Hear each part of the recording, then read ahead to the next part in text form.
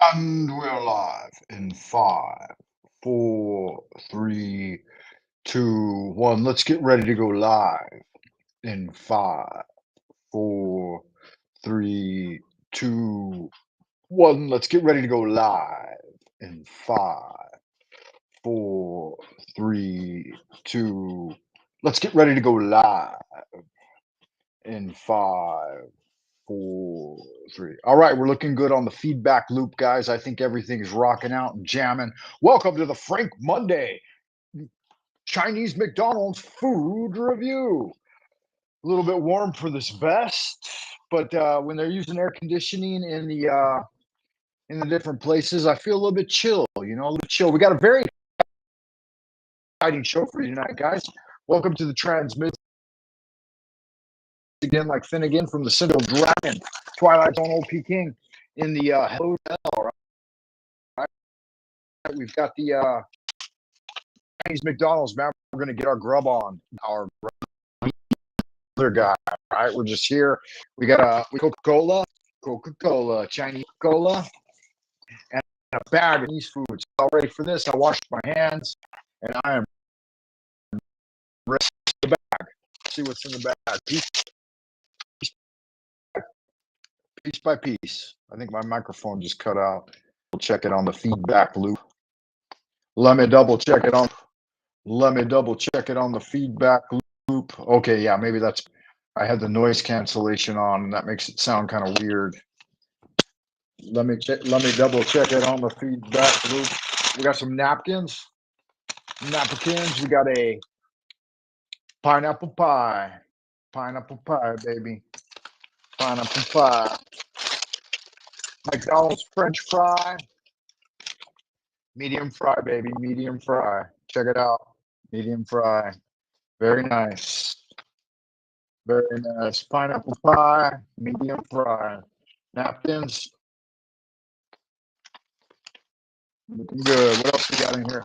We got the Angus beef burger, double cheeseburger. That sounds like shit, man. Where's my microphone? Where's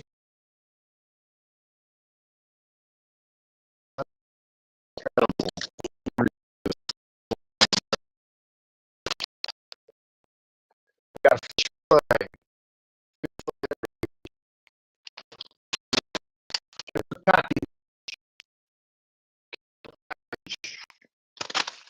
Looking good. She gave me the ketchup package.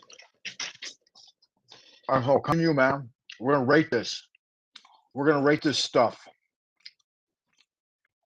and see how it rates. I don't know if that microphone's working, man.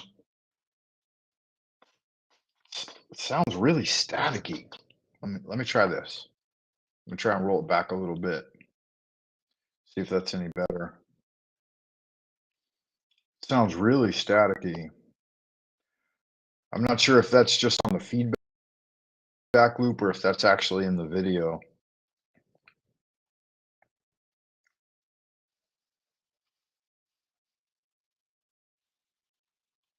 Okay, I think we're sounding good. I'm gonna go. I'm gonna go forward under the impression that everything's working correctly. Let me open the chat window just in case somebody shows up and wants to say hi. Okay, so make sure you're chatting. Make sure to chat it up, baby. Yeah, get in there and get on that. Let me turn that backlight off. It's a little much. That's not the one. That's the one I want right there. There it is there. All right, guys, just me, you, and a Mickey D's. What should we try first, man? Put ones in the chat if you would like me to try the filet o fish first. And put twos in the chat if you want me to try the Angus beef burger.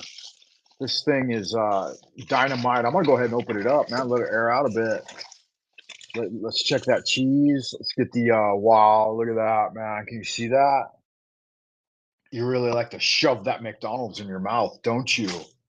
Don't you? That was the Angus double cheese beef burger with Swiss cheese. Let's see how the filet o fish is looking. Look at that filet o fish. Got tartar sauce and cheese. They gave me a third slice of cheese on this bad boy. What's up with that, man? That's like a half slice of cheese. That shit ain't cute. Look at that. Quarter slice of cheese. Only a half size slice. I think I kind of got ripped off on that, man. That's okay. Let's get some of this ketchup ready for the French fries. Got the French fried potatoes. We got the old Chinese filet of fish, baby. Chinese filet of fish. You like filet of fish? If you don't, I think me and you gonna have a problem. Me and you gonna have a problem if you don't like filet of fish. Speak Abraxas, yeah. Ballin's touching the balls, baby. What's up in? Welcome to the chat, amigo. Ballan's touch. Yes, I will as soon as I'm doing a Chinese McDonald's food review right now. Isn't that the title of the video? We got to get in it to win it, man. We got your standard Chinese McDonald's French fries. Oh yeah, baby, those are good. Mm. I think Chinese McDonald's is top notch, man. They are 5-star quality. Here in Beijing, we got the best McDonald's in the world, man. Some of them. I think the only McDonald's that are better than China's McDonald's are France. I hear that France has really plush, luxuriant, dare I even say decadent McDonald's. But China's got some pretty damn good McDonald's. Let's go with the filet of fish first, right? You guys want to see filet of fish? One's for filet of fish, two's for Angus burger. Let's. Ooh, smells perfect. Smells just like a filet of fish, man. It's got that nice golden bun. You in Alabama? What's happening in Alabama? You in LA, Lower Alabama, or UA, Upper Alabama?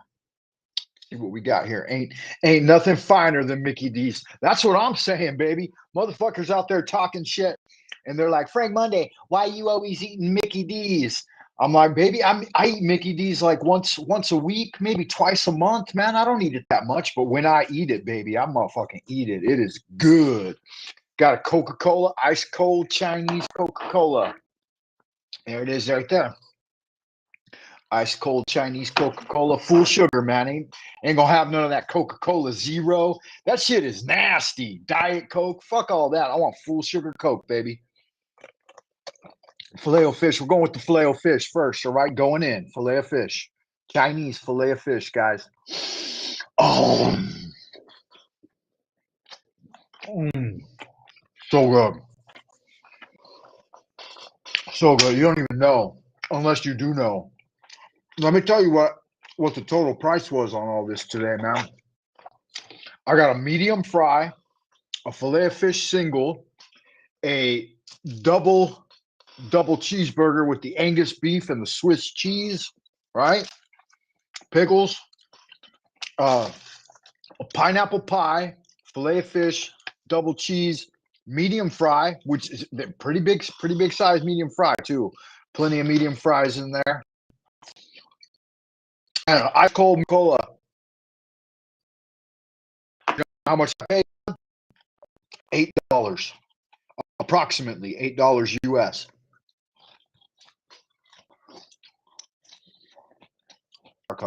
I think I would have easily spread right here 2 sandwiches, medium fry, apple pie, and a Coke. I think I would have been out easy $15, $16 in the US. So we have it's less expensive over here, man, than it is over there. This filet of fish is perfect. Crispy. It's got that tartar sauce, slice of American cheese. I think they shortchanged me on the cheese, though. I think they fucking broke one slice of cheese in half, which kind of grinds my gears a little bit. I like to have a full slice of American cheese on there. Oh.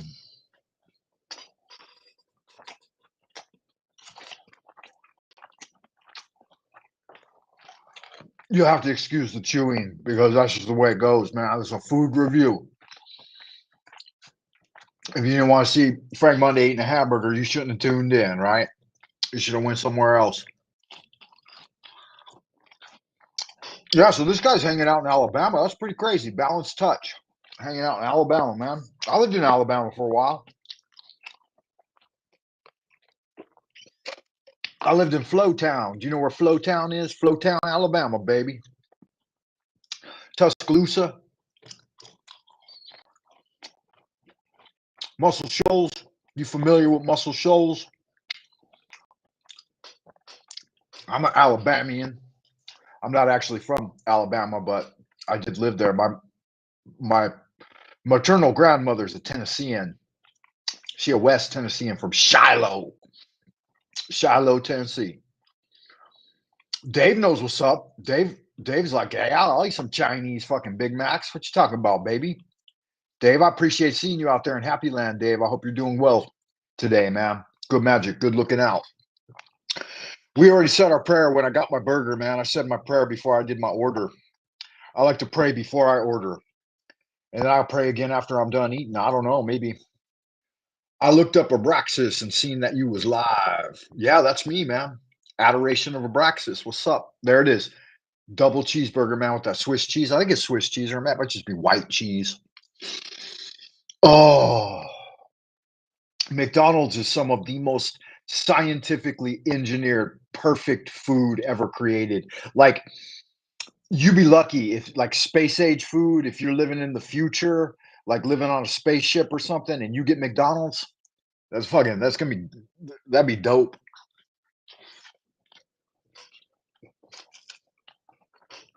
People complain about it, and they're like, oh, you eat McDonald's, you're a big fat ass. No, you're not. Montgomery, I've been to Montgomery. Um, that's so good. That's so good. I think that's like jack cheese or something, man. That's really good. Um, I mean, if you eat McDonald's all the time, I'm sure it's not going to be that great for you. But like as occasionally as a treat, oh, what a treat, guys! What a treat! What a wonderful thing! And it's worldwide. You know, it's engineered globally. Like if you know, the boys stationed over in Iraq, they had their own McDonald's. You know, they'd roll up with a McDonald's, man. Motherfucking U.S. military, they know how to roll. Right? They roll into town, they bring their McDonald's with them. I saw Mr. T, the Golden Boy, Presidente, hanging out in whatever the UAE, United Arab Emirates over there. He brought his own fucking McDonald's with him, man. He brought a portable McDonald's, just rolled it up, straight rolled it up in their palace. And he's like, "Yeah, I know y'all got palace food, but we're gonna be having Big Macs later, baby." That's something me and Mr. T got in common. We've both worked at McDonald's before. Isn't that some funny shit right there? Old Frank Monday working the fry machine at McDonald's. I did a little everything. I worked at an Arby's. I worked in a 7-Eleven. I worked at a McDonald's. In fact, my first job was at a McDonald's. I worked in the ice cream section, like where they just had ice cream and cookies. That's all I was responsible for, was making ice cream cones. And it seems like they had vanilla. It seems like they might have had vanilla and chocolate and like swirl. But yeah, maintaining the the cone ice cream in a cup and hot fudge sundae. They had nuts back then too. Do they still have nuts at McDonald's? They've never had the nuts here in China. You know, you put a little peanut on top. You get the vanilla ice cream down in the cup, then put the hot fudge and then the peanut. Yeah, it seems like McDonald's used to have the peanut and even maybe cherries. We're talking, this is back in like 1980s, man, early 1980s, when a single burger cost 25 cents. And the ice cream cone in the cup was a nickel, a motherfucking nickel. A box of cookies, I think, was 15 cents. Um, well, it was a really good burger, guys. This McFish, this fish fillet, McFillet, It's a 9 out of 10, man. It was perfect. Absolutely perfect. Fillet of fish. Absolutely perfect. Really good, man. Uh it's kind of a long story why I'm overseas. I'm from Los Angeles, California originally. That's where I grew up. And when I was young, like really young, I became fascinated with foreign cultures and I wanted to study foreign cultures like as my as my major. And I told my dad that and he said, "Well, run around, check out the other cultures, check out the Mexicans, the Hawaiians, uh the Africans." And he said, "If you want to get serious about studying a foreign culture," he said, "maybe the Chinese would be the way to go." He said the Chinese are pretty smart. They got a lot of wisdom. Um, he said their language is really hard to learn. Uh, so he encouraged it. He let me go to he put me in kung fu school, and I got to learn lion dancing. And he take me to a Chinese bookstore in downtown LA. Uh, buy all kinds of shit, statues and Chinese paper fan, chopsticks. He'd take me to Chinese restaurants. And so my dad encouraged me looking into foreign cultures. He was a Navy guy, Navy intelligence, retired Navy intelligence, and he did a couple of tours in Asia. He lived in North Hollywood, huh? Franklin Village, right? Hollywood Boulevard, Griffith Park. 12 and a half years. Nice. I like that part. I like Northern Hollywood, man. Los Angeles Forest. Um, just a hop, skip, and a jump to Beverly Hills, Rodeo Drive, Sunset Boulevard. I bet you were hanging out at the Viper House, huh? What do they call that? The Viper Pit, where Johnny Depp would hang out and do blow with that kid that OD'd, that famous kid. Yeah, that was my hood, man. That's where I grew up. I grew up in Hollywood. Not Hollywood, though, really. I was an inner city kid. Oh, yeah. Why am I overseas? Yeah, because I just really liked Chinese culture, man. I wanted to study the language. So I was always looking for an opportunity to get an exchange program, like an exchange student program.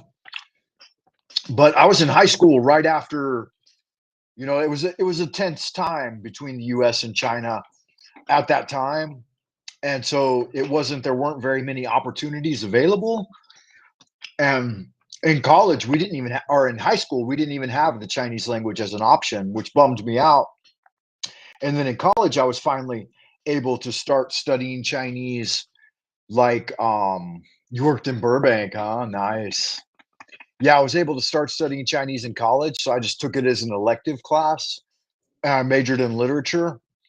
And then after graduation, I started working in retail management, actually. And I found an opportunity to get into a postgraduate research program here in China. And that was in 2000. And I came over in 2001. And I never went back. The first time I stayed for 3 years without coming home, two and a half, something like that. And I finished my program. And then when I got out, they offered me a job in television. And I worked in television for like 3 years. And then from television, I went into education. And I never looked back, man. They always treated me pretty good, fairly good. There's a glass ceiling for foreigners. And foreigners, especially in China.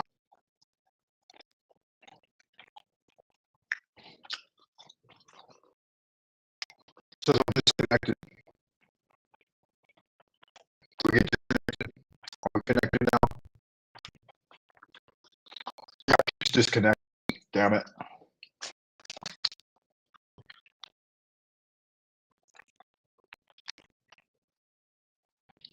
We disconnected.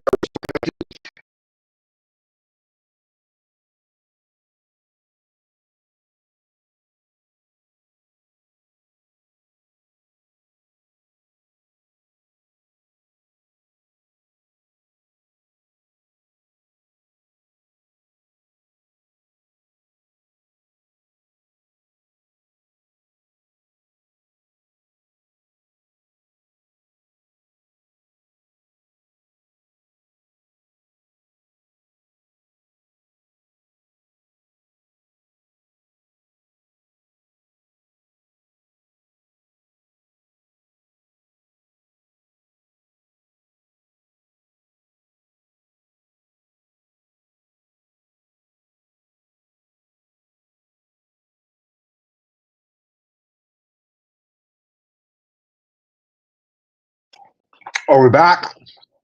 Are we reconnected? We got disconnected, man. We got disconnected. Can you hear me? Are we back? Maybe, maybe not, huh? That's all right. I might have lost you guys.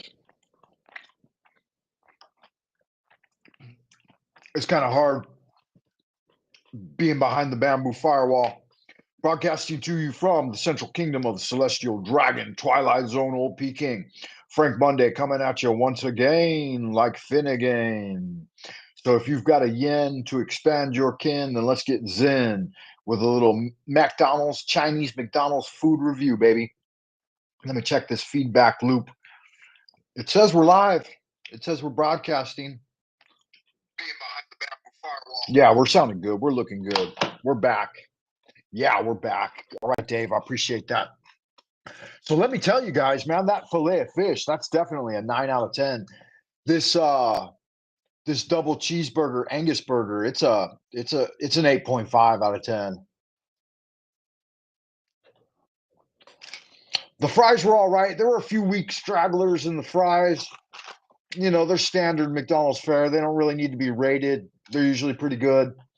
But I'm just going to give these a 7.5 out of 10 because they're not perfection. You know what I'm saying? Coca-Cola standard is perfect.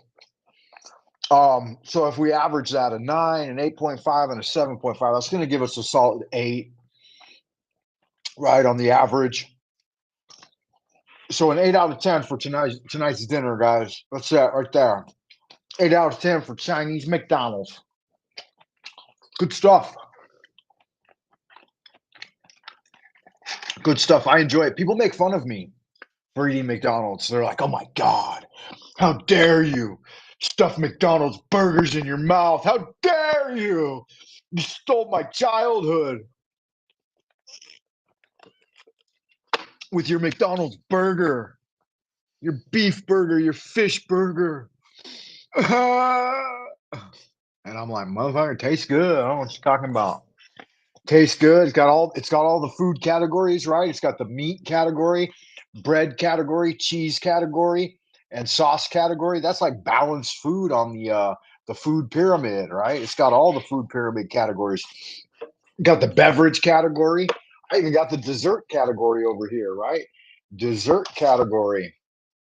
Balanced Touch would like me to speak on the wealth mentality of China and the Jade Emperor.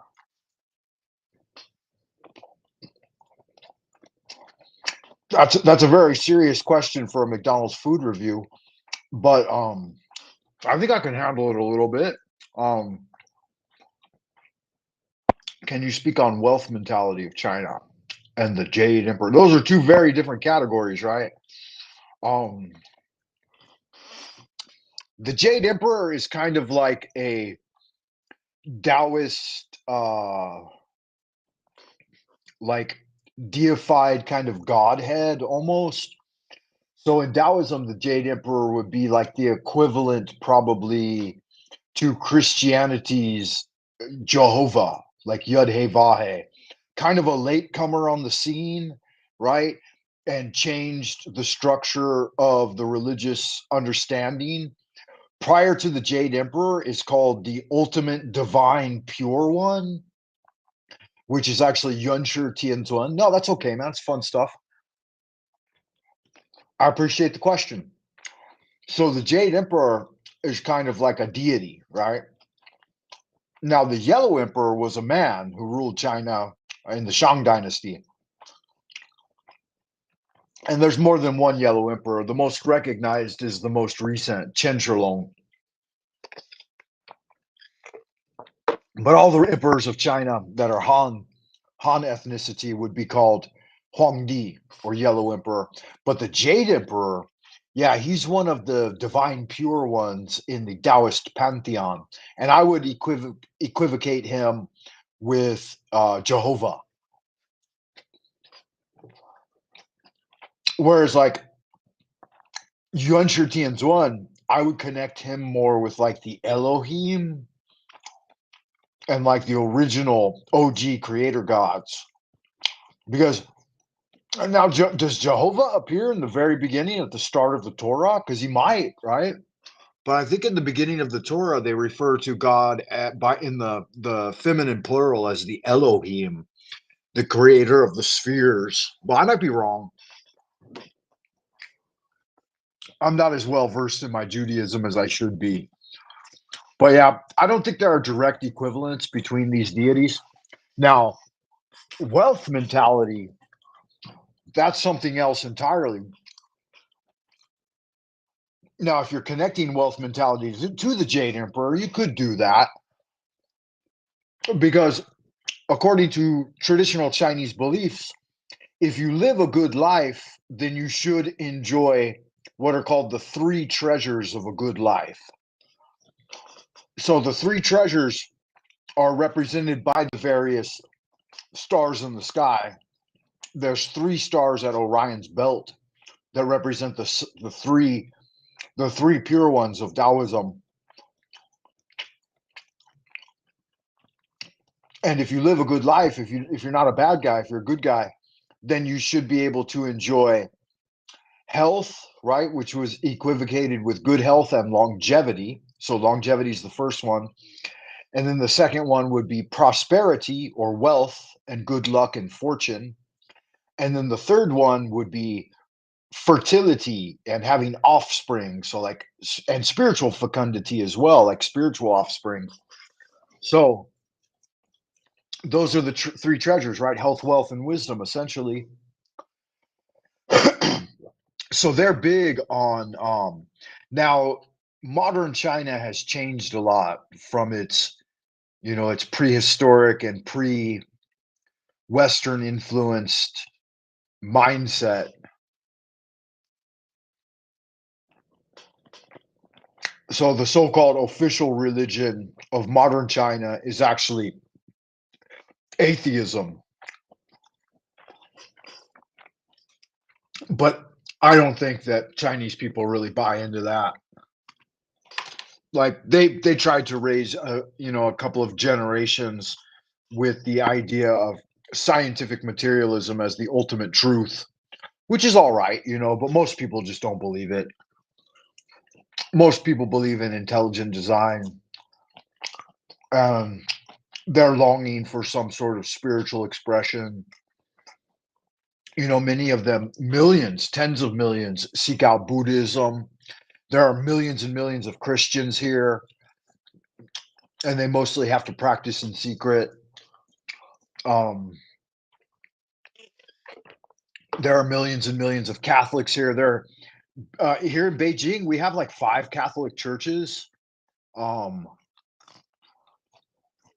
we have Christian churches and all different kinds of churches, but you know, the one thing that the message of religion cannot become politicized at all. So there are certain practices that are forbidden, but for the most part, people can attend church, but you will be put on a list, you know. But yeah, there are Chinese Christians that have approached me in the past and, you know, taken me to church and stuff and be like, hey, why don't you get involved? It would really make a difference to the community if they saw, a Caucasian attending church and stuff like that. I'm like, nah, it's not really my thing. I go to Taoist temples. I enjoy spending time at temples a couple of times a month. I don't want to pick up the negative connotation of being around people who might be like politically motivated and trying to use religion to promote an idea that might be antithetical to the way they like to operate their situation here. Hey, Void, good to see you, man. Welcome to the chat. Appreciate you chiming in. Does anybody want to join the banter? Let me see. How do I do the invite here? Invite people. Copy link to invite. Link copied. Then I got to go back in the chat. Yeah, anybody who wants to jump on and we could do a little panel, man. We could even start a panel chat if more than one person wants to come on and chill. I'm just doing a Chinese McDonald's food review. Yeah, Guanyin temples. I've been down to a really, really nice Guanyin temple in southern China. There aren't a lot of Guanyin temples in northern China. We have different Taoists that we honor. There might be a Guanyin at White Cloud Temple here in Beijing, but it's not the central focus of the temple. That's more of a southern Chinese thing, southern China. Northern China, they're bigger on the warrior dudes like Guanggong or Guangyu Dizun, which is like one of the three kingdoms guys. And then there's a big temple to thunder god like Zeus. And the thunder god might be more of an equivalent to Jehovah, right? Because he's the sky god. And so they have pantheons, which means like within Taoism, there aren't even any gods. They didn't have the concept of gods in pure Taoism until the Buddhists came on the scene. And when the Buddhists, and I believe it's like 700, right? 700 AD, the Indian Buddhists started infiltrating into China. So probably between like 700 and 1200 AD, there was a big Japanese and Indian Buddhist movements in the. You ready to go live? Give me a thumbs up if you're ready to go live, Voy. Yeah, you good? Okay. Voy's in the house. Good to see you, Voy. Hope you're doing well. What's good, Frank? What's good? Oh, I was just doing a little McDonald's food review. Oh, that's not good. There's one guy that always criticizes me for eating McDonald's. We all know who he is, right? Team Evil. No. Oh, Team Evil. Oh, yeah, of course. Yeah. Leader of Team Evil. Fuck that guy too. I mean, I have something to say about him too, but I won't. It's just not worth it. Every time I get McDonald's, I immediately got to show it off and make him just fucking squirm because I know he's tuning in and he's like, "Oh my God, Frank's eating another Big Mac," you know, and that's what's going on with you? We got a new visitor here from Alabama, Stoic. Yeah, I like that shirt. That's for your nephew's rock band, right? Right, dude. You remember? Cool. Yeah, absolutely. So you went to see them. How were they? Yeah, pretty good. I mean, it's not my type. You can see like the type of music that he plays, right? So it's kind of metal, you know. Yeah. So that's not really my kind of music. Okay. But he also, I think he varies. They vary between rock and metal, because I also seen him play another gig, and he played more. What was more? How do you say? More towards that demographic, right? So it was more like a mainstream audience, more mainstream audience. So they played more rock, and this at this venue there were actually some fans. You know, there were actually some fans there. So okay, and they knew the songs and they sang along, which was pretty intense. Nice. Yeah, but it was like a very small stage. It was like maybe 5 meters wide and 5 meters deep. You know, it was like it was in a bar. How many bands played? Oh, it was in a bar, yeah. And it was in the venue. There was like the big room, and then the cafe, and it was the outside podium stage. Okay. Yeah, that's nice. A little more. And intimate. Everybody had a 20-minute gig, so there was poetry, singer-songwriter, funk, steel drum. What's this? Heavy metal. Oh, heavy metal, yeah. Metal. Nice. Metal. Yeah. Did you watch the whole thing? Dude, I did. No, I just went there an hour before his gig was, and that was actually already too long. You know, I mean, I've been in that environment, like, how do you call this? Like where the young people hang out. You know, in a cultural center. You know, things are a bit cheaper than in the cafes. And it's yeah. You know, it's mainly for culture, but you know, there's a lot of help too to help these people. So they have some courses which are free, which help. Which will help these bands, these starting bands, with tips and advice, and so it's a good thing. Yeah, so that happened, and of course I met up with Dean HD, right, and Sarah. Dean I'm not familiar with them. Also active on YouTube. Oh, and, okay. So he's from the UK. Nice. He came to the Netherlands, and we spent some days together. It was nice. Wednesday and Thursday. So yeah, that went well, dude. It was very nice to meet them. They gave me a lot of gifts. I gave them some gifts. Of course, we had a lot of dinner and breakfast together, and showed them around in the Netherlands a bit, to a star fort, and showed them the center of this old city, Hoorn. Okay. Yeah. So yeah, man, I had a good time. I can appreciate that. Yeah, I haven't been to a good show in a while. Cage just joined us. Hey, Cage, what's happening? You doing all right, man? Hey, GM, good morning, or whatever time it is over there. But over here, yeah, good morning, good evening, good afternoon. Are you guys know each other? Void, Cage, you guys familiar? I just never met Cage in the morning. I think he's not as drunk as he is now. Oh, come on now, Void. You met me every time. Yeah. Apparently, they good magic. A Hydron collider to turn lead to gold now, and they deciphered the Voynich manuscript too. Okay. Did they? Yeah, we were talking about some rock and roll music and community centers. They've got really good community centers here in China, and that's one of the things in LA. That's how I learned a lot of my foundational Chinese. You speak Mandarin or Cantonese? Mandarin, yeah, was from the community center.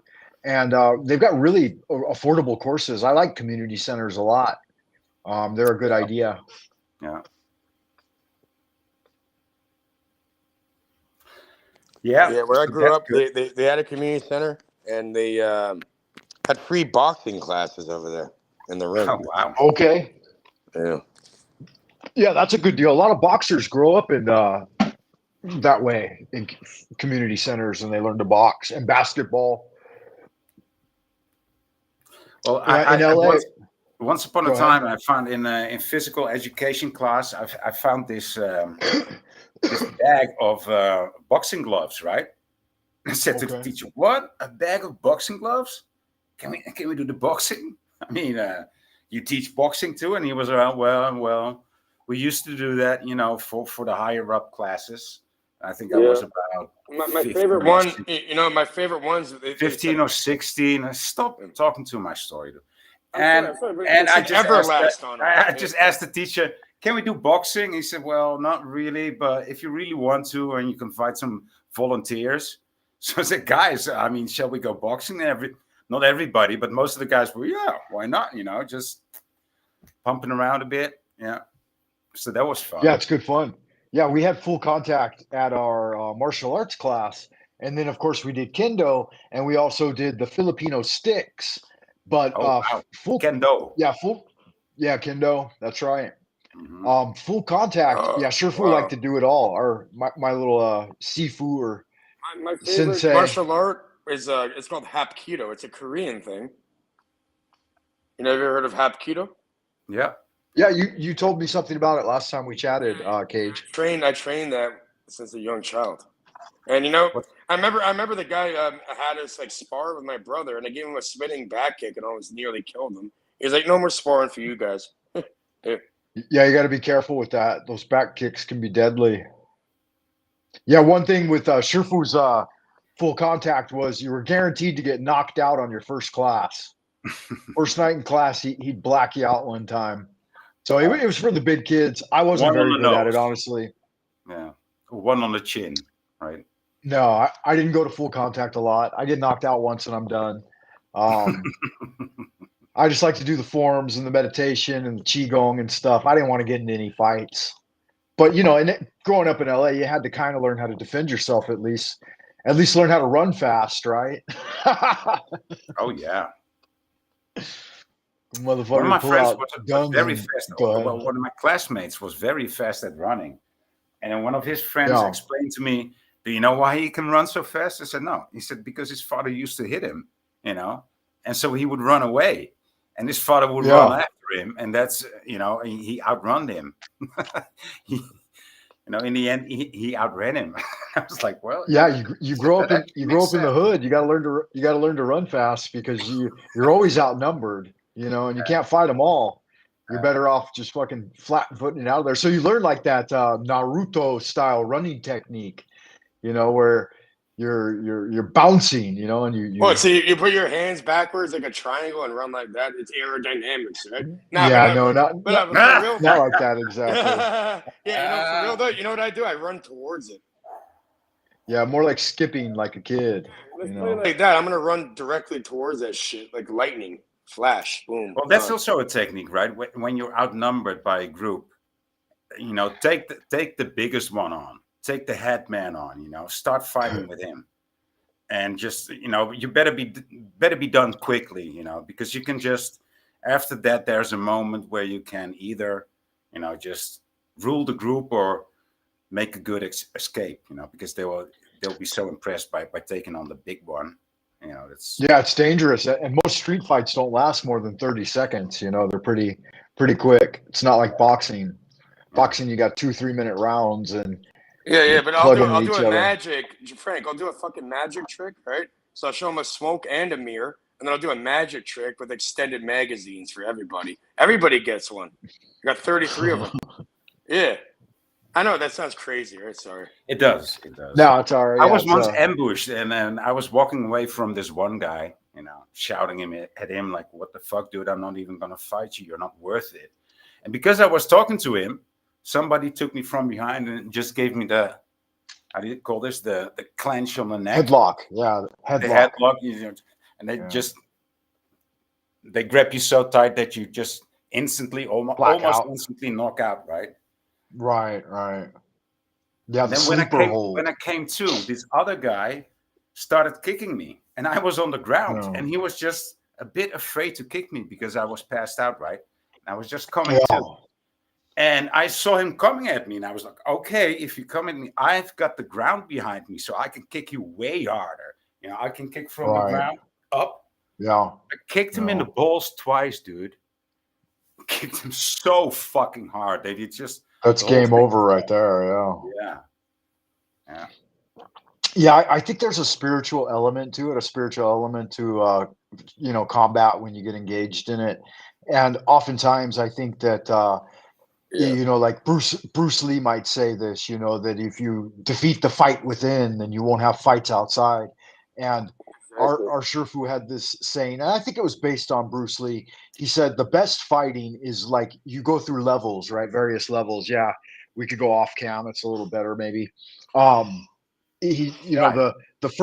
first level was not to engage. So if you're entered into a combat situation and you can cease from engaging, then that's best. Right, exactly. And then the next level would be as if you have to engage. That's the first thing you learn, right? Yeah, that's what I was, right? And in that situation, I was walking away, and then somebody ambushed me from behind. It's like, come on. So it would be progressive, right? If you have to engage. May I say something quick or no? I'm sorry. Yeah, let me finish. I'll land it really quick. Yeah. There's only like four stages of engagement. And then so like if you have to engage, then you seek to end the fight as quickly as possible without causing damage if possible, right? Like quick knockouts, this kind of thing.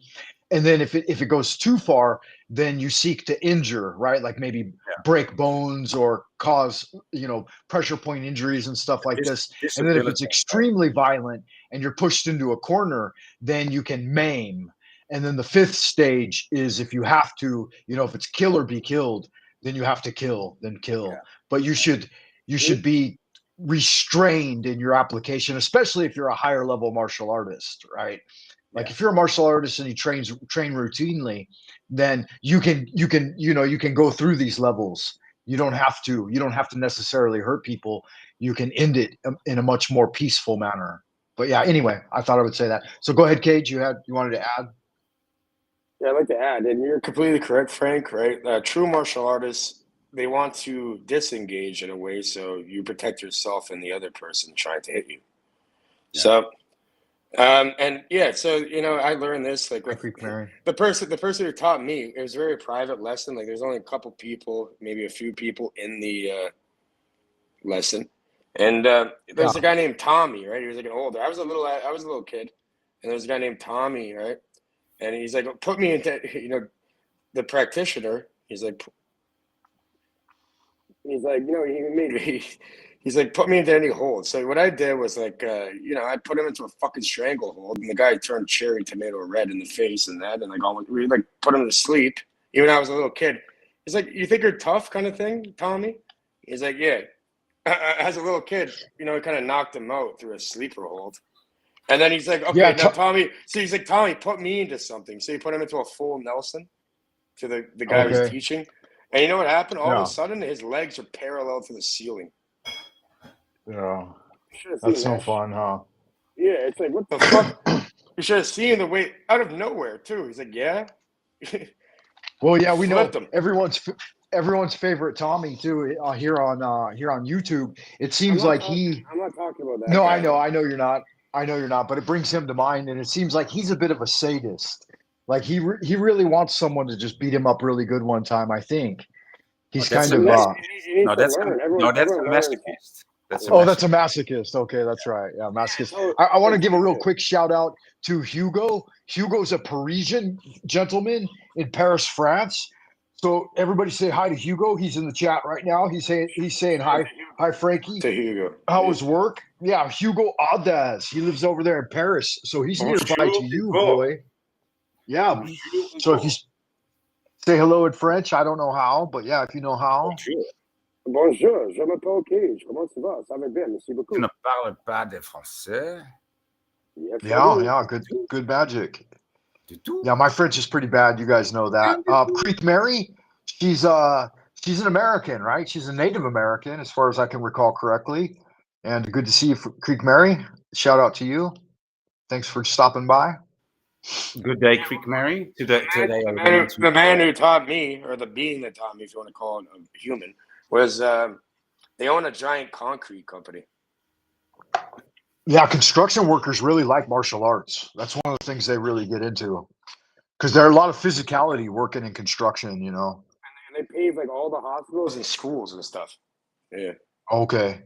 Yeah. So he asked me. He said, "How was work, my man?" Yeah, I had a good day at work, guys. I just got back at I picked myself up some McDonald's on my way home. So this is a Chinese McDonald's food review. I like to have McDonald's a couple of times a month. It kind of reminds me of home. And they call it like a McDD over there? McDowlow. Yeah, it's McDonald. McDonald. Oh, it means a little brother. Brother. Yeah. It's good stuff, though. They seem to do a very good job on their franchises here. Like, they're very strict in their ordering. The product's always really fresh, and they do a lot of business. And so it's a good deal. I like it. I like it occasionally. For the most part, 90% of the time, I eat Chinese food, vegetables and rice, this kind of thing. What about bok choy? You have bok choy? Right. Yeah, we got bok choy. A couple of times a month, I like to treat myself to a cheeseburger. So I think it's nice. Well, I do like cheeseburgers too, but I just can't go to McDonald's. Yeah, I think I'm good with that. I found this restaurant that serves Wagyu meat burgers. Okay. Right? And I believe, Voy, you said that recently A5 Wagyu. You've been going mostly vegetarian, right? Is that correct? No, not me. No, okay. No. I'm not an avid meat eater, but I will eat, some to a lot of meat. But yeah, I'm the same too as I've gotten older. On a day, on a week, and I have to eat vegetarian, I don't care. Yeah, so. Right. I agree with that. Yeah, Chinese food is pretty good. It's good stuff. Hugo likes it. I bet you guys have pretty good Chinese food in Paris as well. We have great Chinese food over here. And you know what I found out? How to make proper Chinese food? It's potato starch. Yeah. Dien Fun. Yeah. That's right. Yeah. Mm-hmm. Polenta. Yeah, that's good stuff. Polenta is the name in Italian, right? Makes it sound a bit more chic. Polenta. Is that right? And, in South Africa they call it millipap. I just say capiche. Yeah. I say capiche. And it thickens up the sauce. Yeah. Maizena. Yeah, so what have you guys been up to? I know, Voy, you went to a nice concert. I think you had another event planned.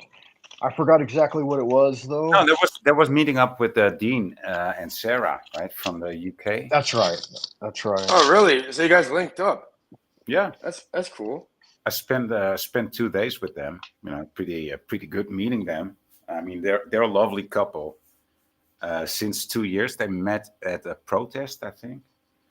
And Dean is a musician or guitarist, and so he sings the songs that everybody knows from these truther channels, this fringe community that we find ourselves in. And what's Sarah? So Sarah is his woman, and she sings along. And so he sings, I was just asking, what's your profession? Listen, he sings songs from Boston Ray, Christian Knapp, that kind of stuff. Dr. Bass Ackwards, Musicians for Truth, all those songs. They sing those songs, right? And nobody knows them, but nice.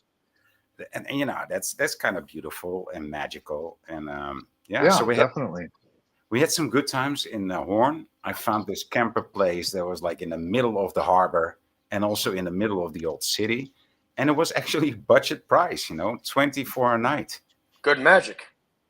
Yeah. Yeah, absolutely. And you said that he has a YouTube channel as well. Is that correct? Yeah. Dean HD. Yeah. You could give a little shout out. I could sub up on him. I like to sub people. Oh, wait a minute. What is it? I'm gonna have to. Do you know what his channel name is? At whatever. Dean HD. No, I don't know that. Okay. I don't know either. Who knows, right? You might. I think if you just look it up, I think it will pop up. Okay, yeah, I'll check it later because I disconnected my VPN. It was causing my internet to break up. So I noticed that if my favorite VPN is Proton VPN. You use that one too? I've got it here. I got a couple of them. I got one I pay for, and then I got a couple of free ones I use. I haven't used Proton, but I noticed that no matter what VPN I use, they all function about the same, whether they're free or I pay for them. But if I'm streaming, like if I'm outputting a broadcast, then it won't work. Like I have to turn off the VPN. But if I'm watching YouTube and I'm downloading stuff or watching stuff, then I need to have it on. So it just depends on which direction I'm going. Yeah, and so Dean and Sarah came in this old camper van. Well, it's not a camper van. It was just this very old, just not the classic VW van, but the one between the one between the Transporter and the Classic.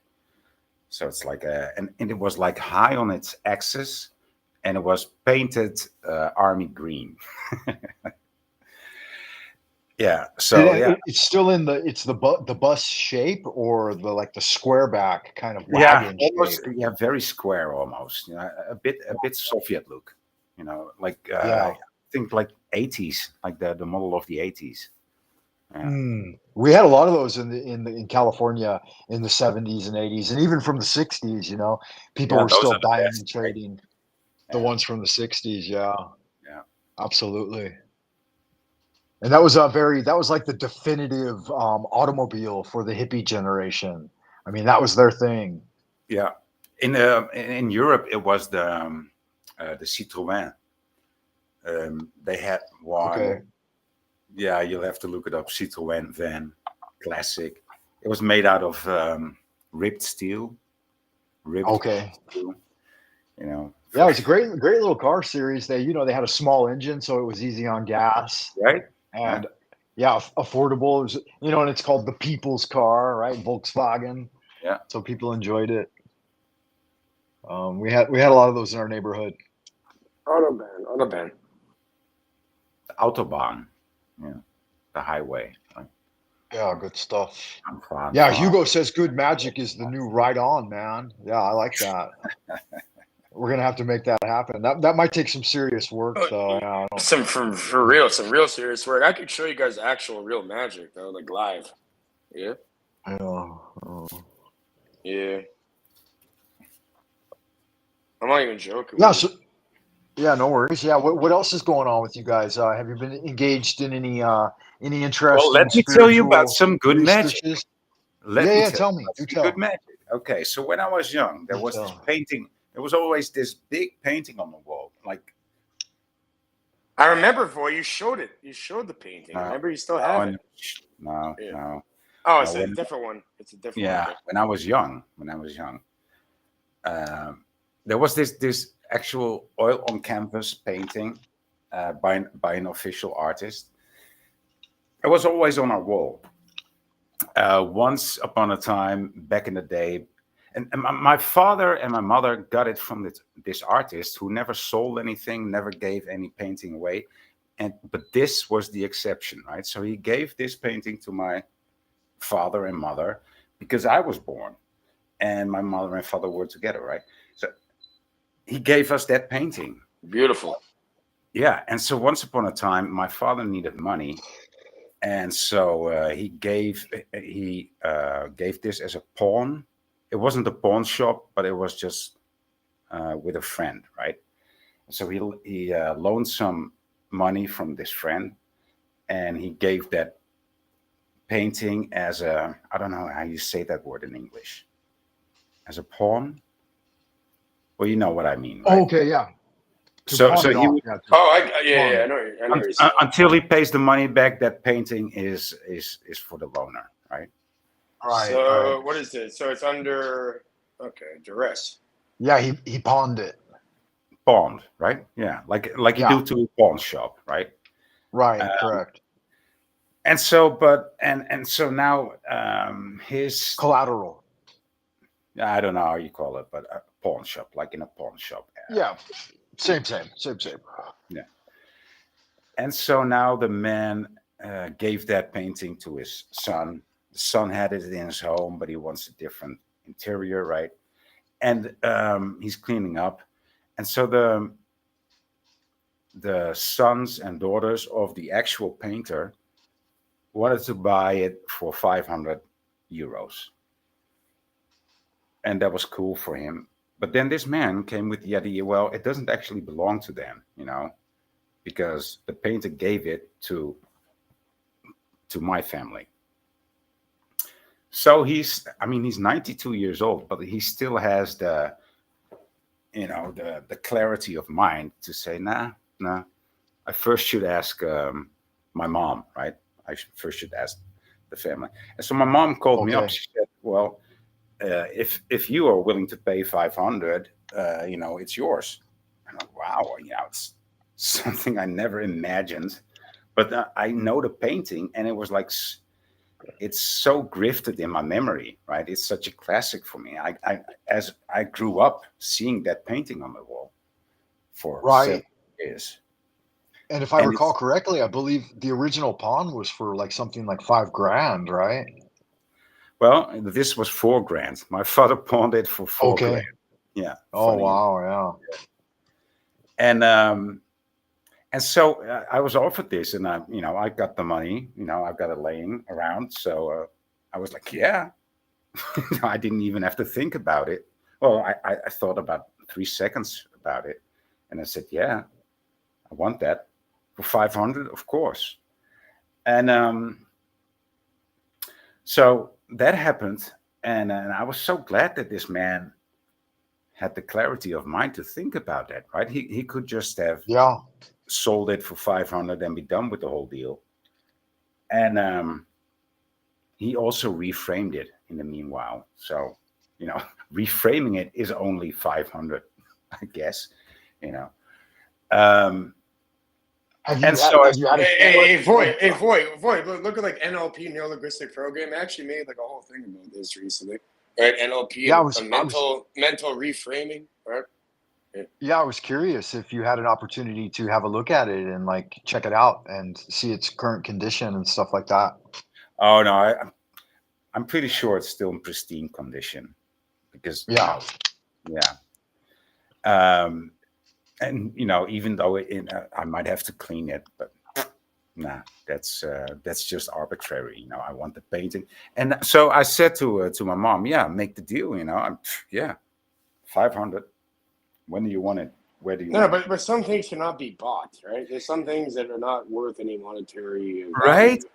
Right. Yeah. That's the right comment to make, Cage, because when my mom made the deal, the guy said, well, You got dealt with after. Yeah. What's 500 to me? The guy's a millionaire.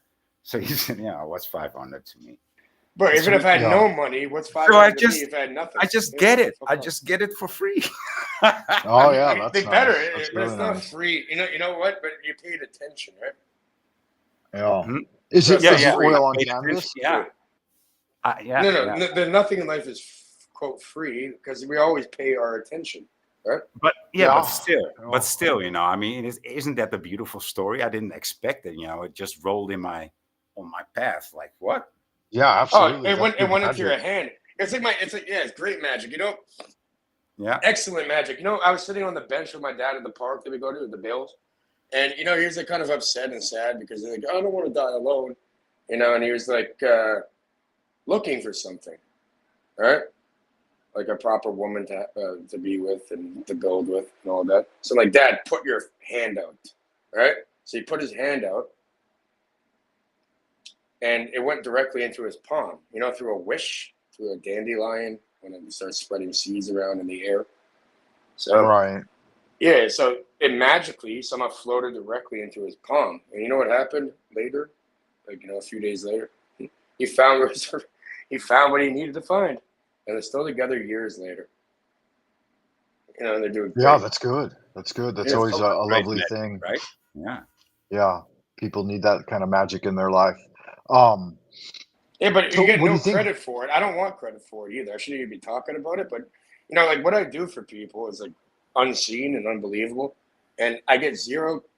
You know what I get? I get the opposite effect, actually. It's kind of weird. They want to slap me in the face after, even though I help them the entire time. Well, right? I think I think there's value in spreading spiritual stories and discussing them. There is Frank, I'm a young man. I'm trying to learn. So how do you deal with that? Then? No. Well, there is a prohibition that we should mostly keep silent about various things, but I think that after some time, there is an appropriate message that's derived from certain synchronicities and following intuitions. And in a situation like you said, if you get a negative backlash, then my suggestion, if you're a young man and you're a natural magician, you can do magic naturally. I would say just mostly work in silence and know that the effect of your magic is what you're working towards, rather than, like you said, rather than the recognition for it. What's the cause, though? Wow, that's some solid advice, Frank. I like that. And I do appreciate that. Yeah, I'm gonna move like an owl. I'll be back, a vowel, and I'll just move in the background, right? Like I'm a background worker here. If you want to call it that. Anything. Great work. Yeah. So then you understand what the advice that he gave you. Right? No, but I completely understand it, but it's like I don't know. Maybe my issue is I like proving a point. He's like, what? I didn't catch it. I said maybe my issue is that I like or I love proving a point. Yeah. Well, proofs are mostly. You gotta let that go if you want peace too. If proving your point is worth more to you than peace, well, you need to go that way. Well, is it a piece with an I? Is it a piece with an I or an E? Both. Yeah, both. Peace being like like true tranquility of mind. I read some scripture recently, and I don't necessarily rely a lot on biblical scripture, but there was a really good statement. I think it was 1 John 14, something like that. But it said that Jesus was quoted in saying that we should be quick to listen, slow to speak, and even slower to anger. And I think there's there's something in that, Sorry, Frank. Yeah, I was gonna say, like, I looked into. I'm not really like a Bible thumper. I'm not really into that too much. But one of the favorite quotes I ever heard from that is from Psalms 45 something. It's like, okay, yeah, my tongue. What is it? My tongue is a pen of a ready writer. Yeah. Okay. Something like that. Yeah. That one's pretty good. You should look into that one. Yeah, I will. Okay, definitely. It's a tricky thing, like in the Tao Te Ching, Lao Tzu, he says that if we speak, then we're just going to show our own ignorance, and that the lofty ones will laugh at us if we talk too much. But then at the same time, it seems like we have to say something. Otherwise, then there's nobody guiding people towards a different path. So I think it's a bit of a conundrum. There's a bit of a paradox there that we just have to be more careful. That's why for me, like I do the invocation of Toth or Tahuti, and I want to try to call upon the god of magic to purify my words. Yeah, and make thrice greatest, 3 times, Trismegistus. That's right, Hermes Trismegistus. Hey, let's all give a warm welcome to Creek Mary. Welcome, Creek Mary. Good to see you. Yeah. Good morning. How's it going? Going good. Yeah, going good. I hear a dog barking in the background. That brings up another Tao Te Ching expression. Can you please mute that, Mary? We don't want to hear your dog barking. I'll mute it for a second. The dog's going bananas. You can unmute yourself as soon as you get control of that dog. That reminds me of the what was that? The 9 Inch Nails song where the guy goes into the liquor store and he's like stealing something. I just walk right through the door. Hey, all right, a funky fire. You know which one I'm talking about? I think that was a 90s song. I don't know about that, but here, you know, called stealing or something. You see, here, let me knock on my door because the door's unlocked either way, but all the doors open up when you knock like this. I wonder if Mary. Oh, now we got a dog barking in the background now after I knocked on the door. Okay, yeah, she got control of that dog. Mary, welcome back. Can you unmute yourself if I mute you, Mary? I'm not sure.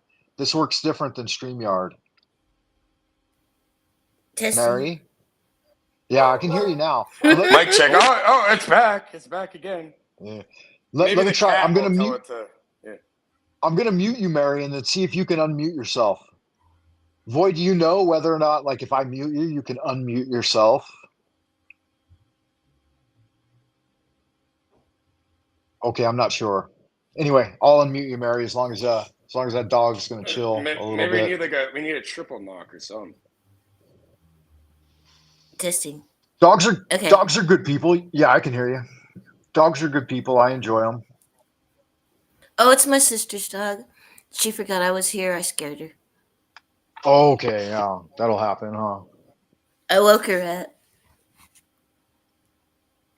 As soon as you started talking, huh? She started barking. Maybe needs a pet. Maybe needs a pet or a treat or something. Oh, she came in here, looked at me, remembered I was here, and now she's good. She's like, "Oh yeah, you." Yeah. She heard you moving around in there. She's like, "What the fuck's going on?" Yeah. So Hugo made a nice little comment here. He said that real talk about the effects of our magic are important, right? And effects are special guest. Woof woof. Yeah, that's right, Hugo. Effects are what we need to look for, not recognition for it. But it's hard for the ego to reconcile that. I hear you, Frank. Okay, where does the effect come from? The cause, right? Well, that was Hugo. That wasn't me. I was just reading Hugo's comment from the chat room.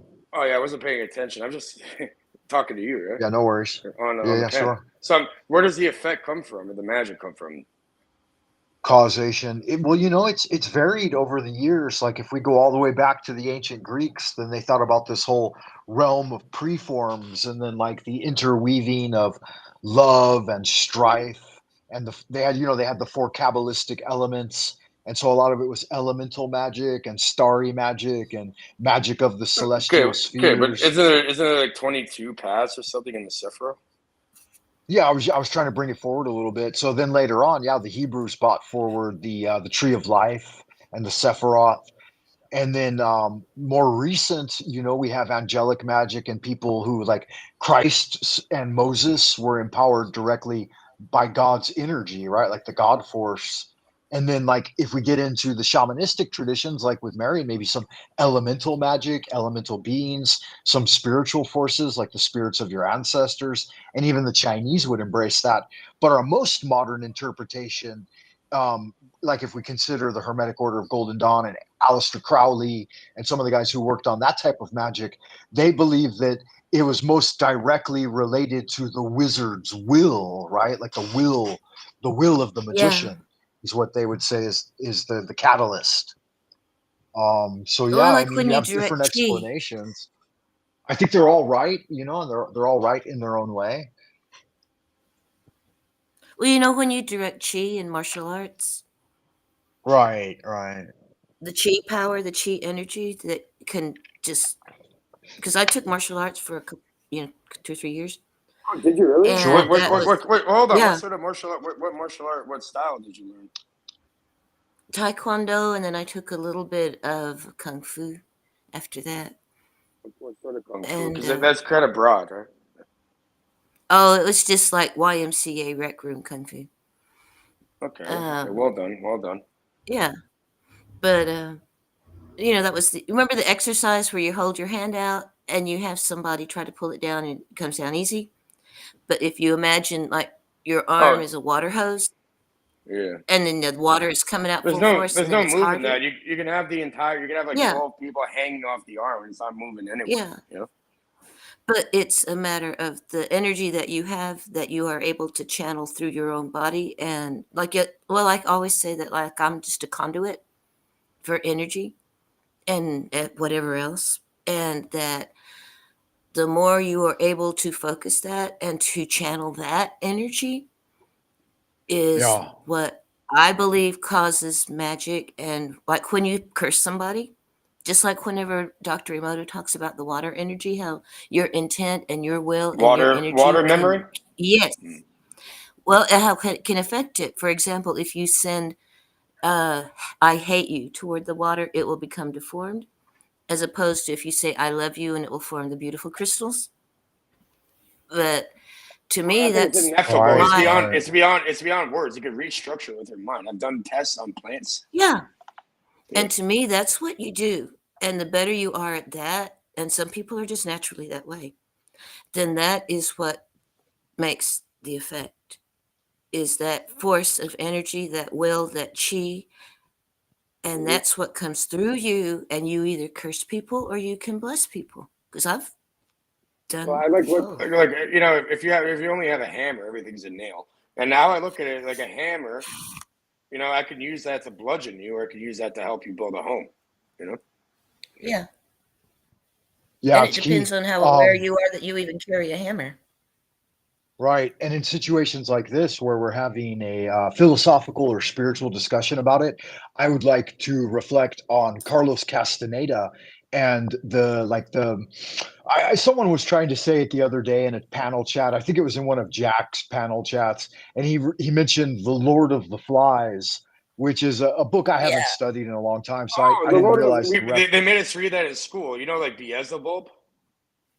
Well, Yeah. the idea that like in the shamanistic tradition, they would have what was called a talking stick, and so they had this basically a totem like a wand, and I think the one that Carlos Castaneda mentioned, it had like a raven's skull on it or something, and maybe a tortoise shell and some other beads and stuff, but it was basically a fetish, like a magic wand, and they would sit in the sweat tent, and then do the peace pipe or whatever, but they would pass around the talking stick, and you didn't have to use the item or the totem, but he mentioned that when energy triangulates, when there's three people having a spiritual conversation, the energy will naturally shift from person to person, and then each person gets like an allotted amount of time to bring the idea forward, and if you hold on to it too long, then you start to corrupt the energy, and so we should naturally let it shift.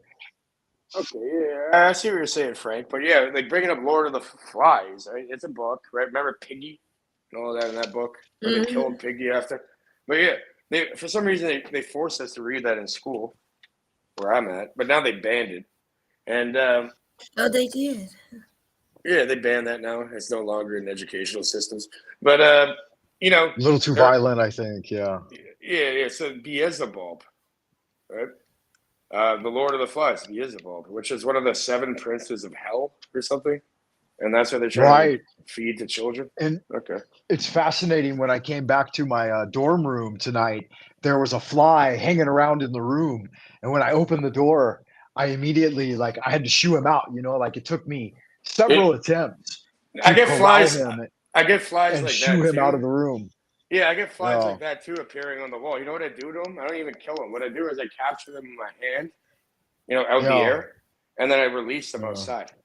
Yeah. Right.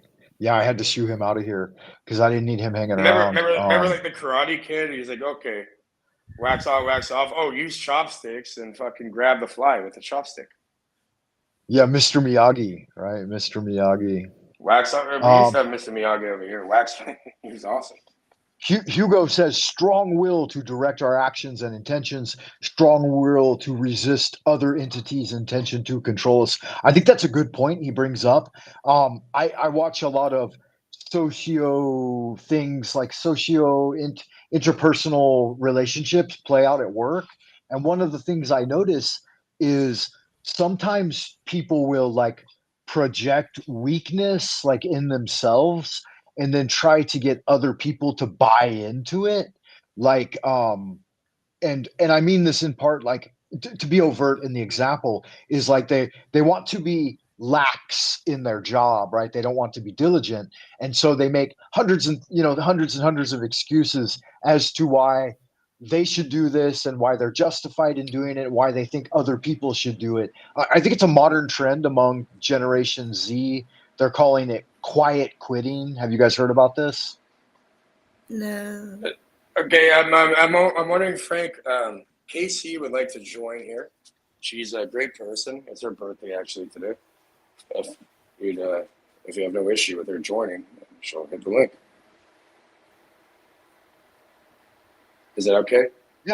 Yeah, absolutely. I think this Restream platform. Yeah, sure. I think it can host up to 5 people. I think, or 6 maybe. So yeah, feel free. So Hugo, I think, is right about that. I want to address some of the chat sometimes because there's definitely good people out in the chat. Creek Mary, you were out there a moment ago. Hugo, quick shout out. Shout out to a moment ago we had Balanced Touch and Caged Reality. Cage, you're up on panel now. And then we also had let me see, I retracted my messages from the chat because I don't want people looking at me like that. Oh, okay, no worries. Dave was here as well. Good to see you, Dave. Thanks for stopping by and tuning in. I appreciate that. Good magic, Dave. And then I believe there was a couple of others, but yeah. Voy, are you still with us? Voy's kind of disappeared. You need No, he's listening. He's diligently listening. I was just on the balcony and just doing stuff. Yeah. Oh, okay. Good man. Good man. Beautiful, I appreciate beautiful. How's the plants growing, Voy, on the balcony? Well, not so good. Not so good. Oh, come on. What about the community garden? That's going well. But my ladies are. I've had better years, starting to grow. But it happens, right? But look, it's consistency. So I'm sure next year it'll be way better, right? Yeah, I hope so. Well, it's like vintages too. We'll see how you might need to adjust the feng shui somehow in order to get a. Yeah. Does the feng shui involve mirrors? Yeah, I was thinking about that, Frank, and so I just was like, nah, I'm not ready to change my feng shui, and so I just outsourced it, and I said, Mom, you can. I said, Mom, you can hatch these seeds, or how do you say, germinate these seeds better than I can. Oh, yeah, germinate them. Hey, Voy, if you like, I could send you some seeds. And she's doing a better job at it than I, so, Would you like me to send you some seeds? Because I really put the time and effort and attention into it. I mean, last time I did it was back in 2018. In California, we call it popping beans. Yeah. Yeah, right? Yeah, call them beans. Beans. Yeah. Good magic though. Yeah, we always try to use a little bit of Jack and the Magic Beanstalk. Yeah, start using some modern new slangs so that they can't keep up with us all the time. Hugo, absolutely, Hugo. If you're around and you would like to join, there's the link right there. You just click on it, and that'll take you backstage, and I'll bring you up, man. You're more than welcome. Absolutely. Hey, as I told you guys. But my log forest is going great. My log forest on a plate. So I have this tiny little bonsai forest. That's going well. I'm hungry and I just ate. How dare you try to scrape my plate? Yeah. Yeah, I think like being self-sufficient to some extent with that type of thing is super important because then you know the source and you know everything about it, and like you have better control over what's going on, you know, with like any type of herbicides or fertilizers or stuff like that. I think that's pretty important. Well, yeah, there's something called IPM, Integrated Pest Management, right? So the motto for there is an ounce of prevention is worth a pound of cure. Yeah, you can release ladybugs if you got aphids or something. Is that the kind of thing you're talking about? Well, that's part of it, but yeah, you know, it's something called integrated pest management. All right, so you always do that. Hey, there's Hugo. Yeah, welcome to Hugo. Good to see you. Bonjour. Bonsoir. Bonsoir. How are you guys? El Jefe. Good. Hugo. Doing well. Hello, Hugo. Hi. Hi, everyone. We've got a range of topics going on tonight. As you know, I started the show with a little bit of a food review, but that was just for fun. That was for kicks and giggles. So welcome, Hugo, and welcome, KC. KC, it's her Hi, birthday. KC. Everybody, can you say happy birthday? Say happy birthday to Birthday, KC. KC. Thank you. Birthday. Thank you very much. Oh, dog going Yeah, on. You're the dog. I spoke too loud. I scared her again. I think the How do dog's we saying say- happy birthday too. How do we say happy birthday in And French, Hugo? Bon He anniversaire, barked 3 Casey. times. Eh? Happy birthday. Joyeux Say again. anniversaire. Joyeux anniversaire. Da da da da da da. Do do do do do. Yeah, it's fun. Exactly. Everyone sings the happy birthday song to the same melody, right? In Chinese, it's 祝你生日快乐，祝你生日快乐。 Well, Chinese isn't a language. There's Mandarin and there's Cantonese mostly. Right. Just for the general audience. We saying don't Chinese have is that usually enough. one in Dutch though. We sing is er een jarig hoera, hoera. Dat kun je wel zien, dat is hij. That's different. That's different. Yeah. But we is it also a magic have spell? Happy birthday, but It's definitely a spell. I'll tell you that. Yeah, I think it is. Yeah. For all the bad spirits Yeah. to go away. At Is that least what for that the is? birthday. Wow, really? I hope so. Very I don't know, good. Frank. You have to tell us. No, yeah, I don't know. I'm not familiar with that one. You mean in Chinese or in the Netherlands? In general, what do you think? Because you're the wizard of the group. Well, I practice various kinds of magic. So Hermetic and Taoist, that's not within my canon. No, I'm not familiar with it. So, I wrote my own. Nature does not hurry, yet everything is accomplished. Yeah, that's right. I wrote my own happy birthday song as well. I'd like to know a little more about you guys, though. I know something about Voy, Cage, and Creek Mary, but Hugo, this is your first time, so can you tell me a little thank you bit so about much. yourself? Sure. Yeah, absolutely. Welcome. I'm a scientist. I do research, like scientific research, and I got into like esotericism very, very recently. And also thanks to you, Frank, like I like a very, very strange experience happened to me when I was coming back from Are you from Madrid. Germany? Are you from Germany? From France, from Paris. Oh, from France. Oh, bonjour. Yeah. And I was coming back from Madrid. I was seeing a friend who's really into music. I'm also really into music. And it was a very, very strange experience. But on my way back, I saw one of your videos, Frank, and it was just like all the synchronicities and everything just spoke to me so much. So I got into it and I started listening to you, and yeah, you really changed my views on the world and on my scientific. Come see, come ça. Welcome, bro. Welcome back. Thanks, thank you. Yeah, that's interesting, and thank you for saying that. Like, to actually have that effect on someone is truly something. Like, I never even contemplated in the early days of doing videos. Like, originally my intention for starting them was just as what I called the live jive archive. Like, I was making an archive so that like I could review ideas throughout the day, and I thought, hey, a live transmission would be fun. And I did some edited videos and stuff in the past, but I enjoy studying I enjoy studying the tarot and hermetic sciences, and I grew up with a very hard nosed approach too. Like I actually grew up in a Lutheran school, but my father was a very hard nosed scientific materialist, and there were many things over the years that have changed and made my mind a little more malleable to paranormal Sure. phenomena and this type of thing. So yeah, But I I think it's think, worthwhile. yeah, but I think it's the problem with Western point of view at the moment is that we've accomplished so much scientifically, but we've kind of forgot all about, spirituality, religion, even religion in Yes. a general sense. Like there are so many religions, so many different approaches, but like we've kind of like pushed it away. Discarded it in a Yeah, way, right? Yeah. completely. Yeah, because Well, you like know we have, what? Well, they Even say in the that. even in Western esotericism, they always say they're going back to the East, right? yeah, Yeah. exactly. Because like that's why I wanted to ask you, Frank. Like you live in China. I know that China is really into like technology, science, but also they are very, very spiritual, mystical. Like this must be completely different, like a completely different, you know, uh, day-to-day life to be around, religious, spiritual, uh, you know, Culmination society. of Yeah, it's everything, right? Yeah, you could add yeah, everything it's together, and then it's a culmination and multiply that.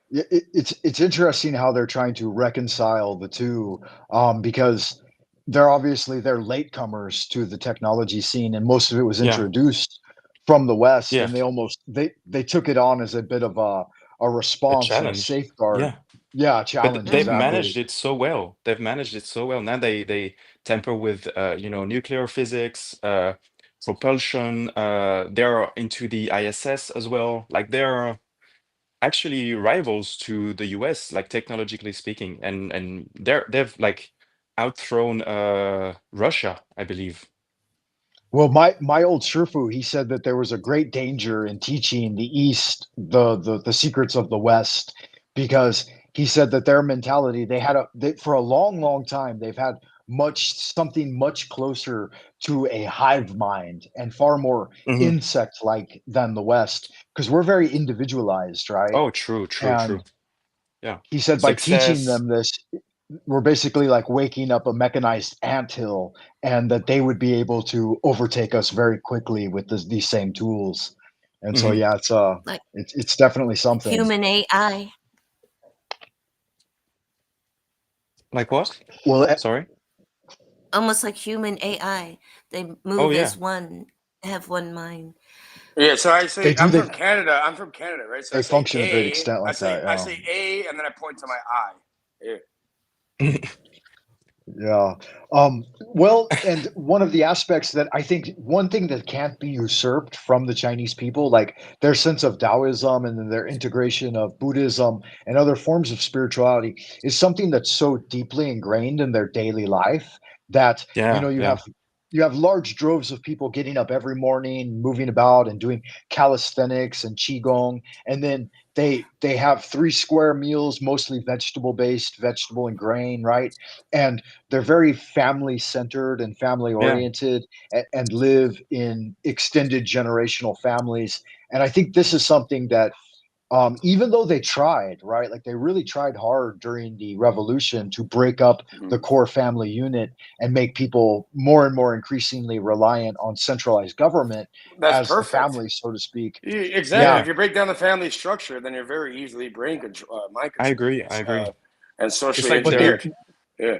my So main point hold is on. that they didn't I have fall one into this. question though. They I have one question for everybody on panel before I mute up. Um, does anyone here feel the energy coming out their palms and stuff? Do you have hot palms, or do you feel the energy radiating out of your true. hands, or no? Yeah, very often. Yeah, yeah, yeah.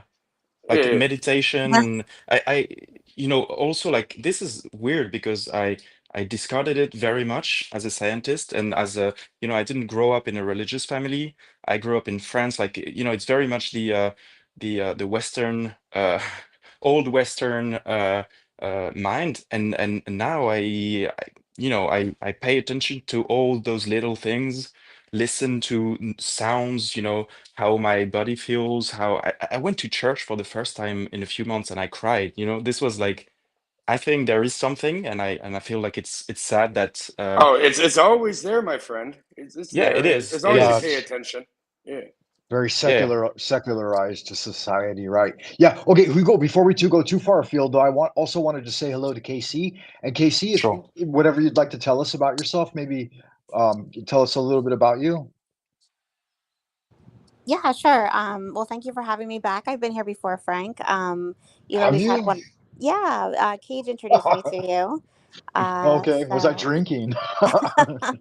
no, you've always had very positive energy, and it's very attractive in a way.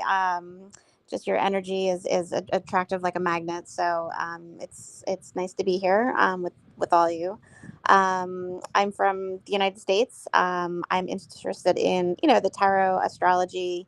Cage has me as an apprentice for hermetic principles. I'm learning a lot of every day from him. So I'm interested in all different types of cultures and religions, and just trying to learn, especially now with my birthday. I'm kind of at a midlife crisis here, just kind of what is this all about, and what can I be doing better, and serving of others. So yeah, just like to be a sponge and kind of just listen into the conversation. Your Okay, birthday, awesome. Good does it have magic. a zero at And the end of it? yeah, I was going to ask that too. Are you a Taurus or a Gemini? I'm a Gemini. Okay, good. Well, what year is And this? Is this like a decade that makes you Creek feel Mary like wanted to know this? if you have Usually a those are the zero. ones. Are you on your Saturn Because usually the return? decades are the ones. Well, usually the decade birthdays are the ones that make you want to look back when you Yeah, start thinking about things. so it's not Saturn return. It's my Neptune is at the top of my chart, so the 10th house. So a lot of changes going on. It's either Neptune or Okay. Uranus. Yeah. So there's lots of changes. All of you guys are going to know quite a bit more about astrology than I do. I'm not an astrologer. I like to consult astrologers, but I'm not super steeped in it. Hugo, and thank you, Casey. Thank you for that. Yeah, I thanks for really having me. appreciate you being here. Absolutely. And anytime you guys want, just chime in and add your thoughts and ideas. This is the biggest panel I've ever had on my channel before. I've never had 6 people at the same time. So it's kind of a big deal. Congratulations. Yeah, thank you. Yeah, that's your magnetism. Well, and thank you to all of you. But now you only got 5, though. You see how that works? That's okay. That's okay. Lesser magic. Lesser magic. But it was good for a while, and now it's... No, she might come back. Anyways, I wanted to bring it back around a little bit. I was looking at one of the early Greek wise guys. I think it was Epicles. I forget how to say his name exactly, but he was the first. He was the first one to bring forward the idea of the 4 Kabbalistic elements. Like, I know it was Anaxagoras who actually indicated these things, but Epicurus. Yeah, okay, right. And he added the idea of this love and strife as being like a taiji, a yin-yang polarity that interweaves with them. But in being a scientist, Hugo, like with scientific materialism, obviously this points to the solid, the liquid, the gaseous, and then the plasma. And of course, the ether is always the 5th or disputed state of things. So in getting in touch with your spirituality, have you felt a shift from like how your mind felt before allowing the idea of like the unseen realm, and maybe like with intelligent design? Have you noticed any type of shift with these synchronicities and stuff that's like tangible or describable? And I tell mean, me about it. I think it's all related to our senses. Like the human body is very limited with regards to our ability to perceive the world. So in a way, I'm 100% convinced that there are some entities outside of the of our perceivable spectrum. And so when you start to pay attention, I think that you can feel the actions of those entities, like especially with sound. I think sound is very important. When you pay attention to, all the sorry, I'm very out of breath because I just did a few reps. I was working on No problem. That's what I do too. I hit my 300 every day. Nice. So yeah, Take a deep breath and relax. Go ahead. But yeah, I think like sound is very underrated. I think we all rely on sight a lot to perceive our environment, but sound is very much here. Air flow, air breathing, I think they're, this is the effect that they can have on the material world. I think entities will never appear like as people, or they could connect to other people's mind and speak through them, or they can show up as actual people, I think. And there's a big debate around, alien species roaming around the earth. So yeah, Okay, sure. I think that that's Most a scientists reality. don't believe in that. Because to me, the difference I have seen in science is that, like they say, science is like another religion, because it seems like you can either believe in science or you can believe in, woo-woo supernatural stuff. No, but And the science per supernatural definition stuff is real. But science, per definition, Greek Mary, by the way, hello. Hello. Per definition, it is not about believing, right? You cannot believe in science. Well, one might believe. True. Well, it's all a theory, right? It's scientific theory. It's all theory. Like you can believe until it's proven. Like you can believe in a theory until the theory is proven, then it is facts. Yeah. And you have to accept a reality. Right. And so that's what, hold on. Let's pause there. Let me add something, please. What if reality is curated to the observer, though? Yeah, well, I think it is. I think because we are limited to our senses, like we cannot see, like the spectrum of light that we can see is very, very narrow compared to like the whole spectrum. Observable electromagnetic spectrum. Yes, it's all electromagnetic, exactly, and it's less than 1% that's observable. True. Yeah. And so sound as well. Sound is, the displacement of vibration of matter. And so mechanical waves, but we perceive a tiny amount. And so, there are like... So there's also this theory, or I don't know if it's a theory. I think it's actually a science that the birds, when there's trees with birds in it, they grow better and faster and more healthy than trees without birds.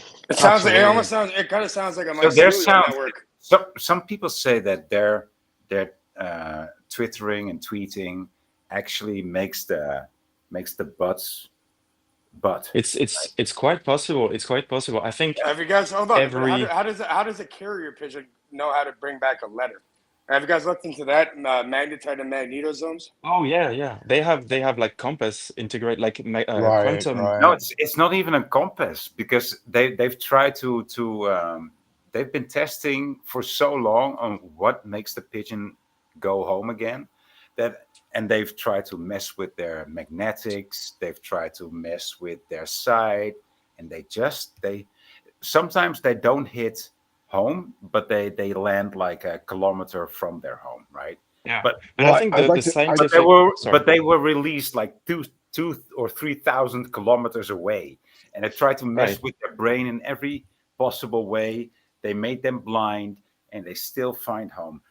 It's still a mystery. Science hasn't figured it out. Yeah, it is. True. I'd like to comment just briefly before we go too far afield on the idea of the birds and the trees and the interaction of these natural elements giving birth to greater thriving. And the reason I wanted to comment on it, Mary, she wants us to talk about the birds and the bees. Yeah. Okay. The reason I wanted to comment on it is because I work at an academy where I basically teach high school and I work in the literature. I teach literature, but throughout the day, I have the opportunity to leave the academy grounds and walk around. And just south of the school, there's about a 20-acre wooded area where all different kinds of birds hang out, and there's squirrels and there's rabbits and there's stuff like this. But I had chosen a spot under some pine trees where I like to, take a little break after lunch and maybe do some walking, maybe do a little qigong and stuff like that. And when I got out there there was it's a little bit there's pine needles and it's a little bit dirty and the trail wasn't very good.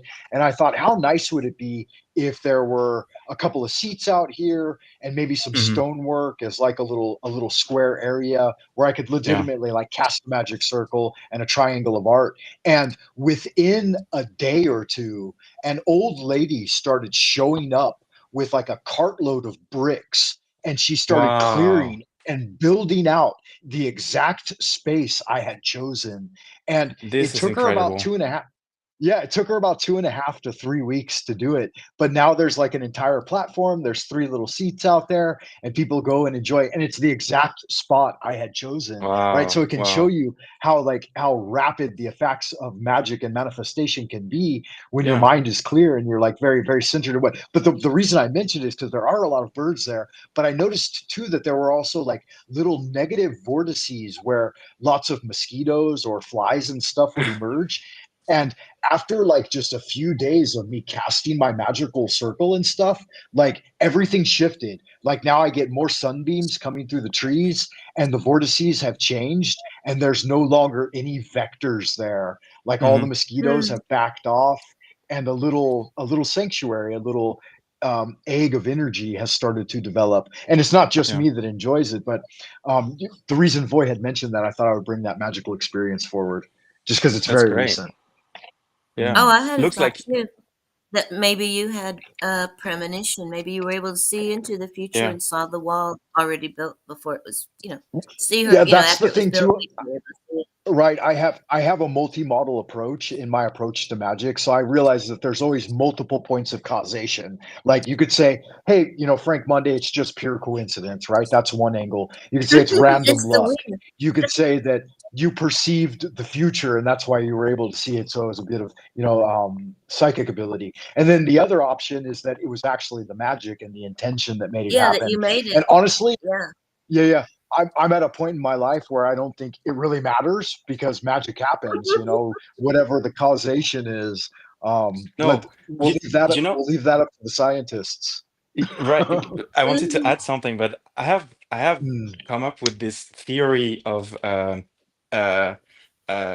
you know, consciousness, or like consciousness that is we each have our own consciousness that mhm.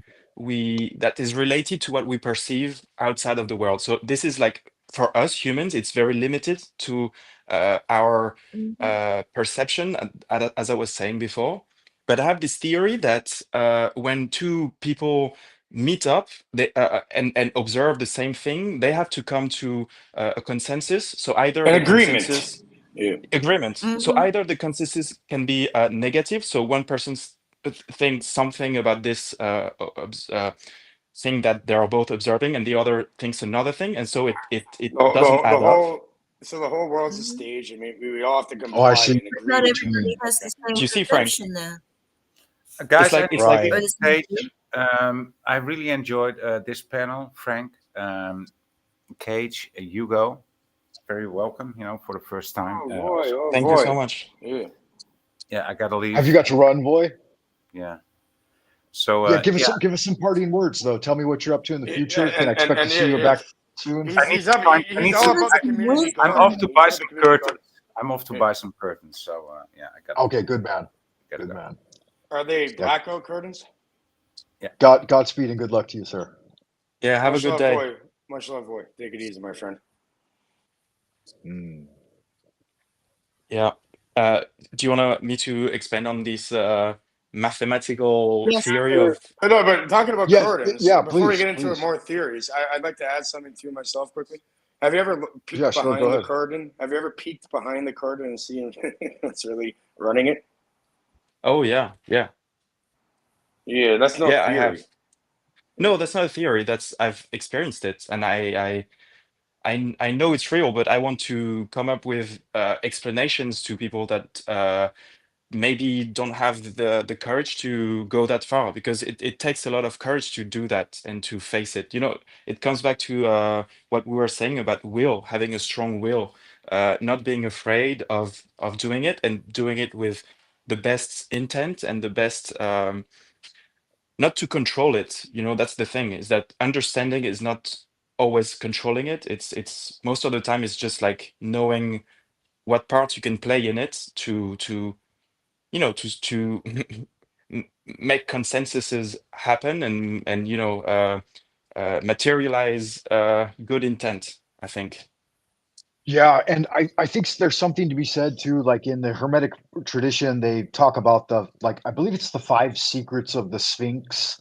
One of them is to dare or to know, to dare, to be silent, to will, and Hmm. there's a fifth one that we're not supposed to mention, but I think there are some Quintessence. prohibitions.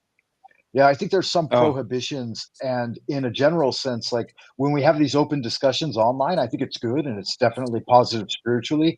But there are certain things that we should maybe avoid touching on too directly, I think. right. But I want to track a little bit to what you were going to mention, Hugo, about the like a positive affect and then like the negative counter effect to that Yeah, in people yeah. with different when they. And I believe you were saying that when they don't arrive at consensus, is that correct? Yes, when they don't arrive at the consensus, like the whole thing collapses and nothing happens or destruction happens, you know. But probably with this lady, you had a vision of this area. Probably she had the same vision at some point, and your both of your visions added up, and maybe it gave her some insights to actually carry on her plan that you actually both had, probably at different times, but you came up with that same intent, same consensus, and it.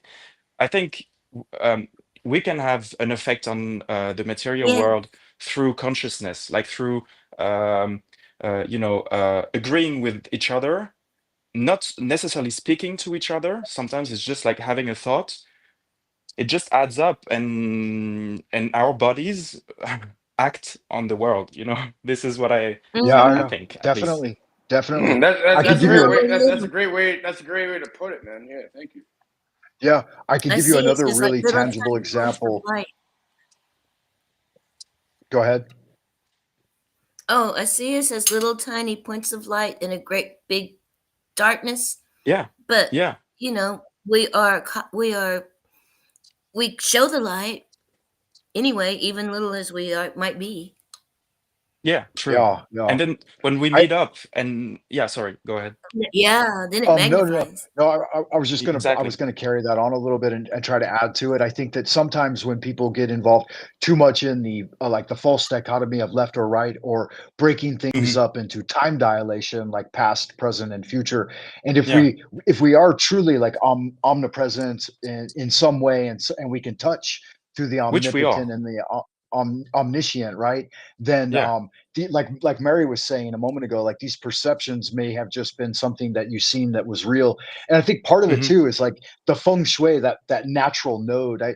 Where the academy I'm at right now currently is located along what they call a dragon line or a ley line in Western Hermeticism. Hmm. But like maybe there was a natural feng shui to that particular area that I thought I naturally chose or intuited, and other people felt that same resonance, and that's why Yeah, they yeah, gathered at that location to do that special thing. yeah. And additionally, to reinforce that, I wanted to bring forward one other real tangible example that I've undergone in the last decade or approximately.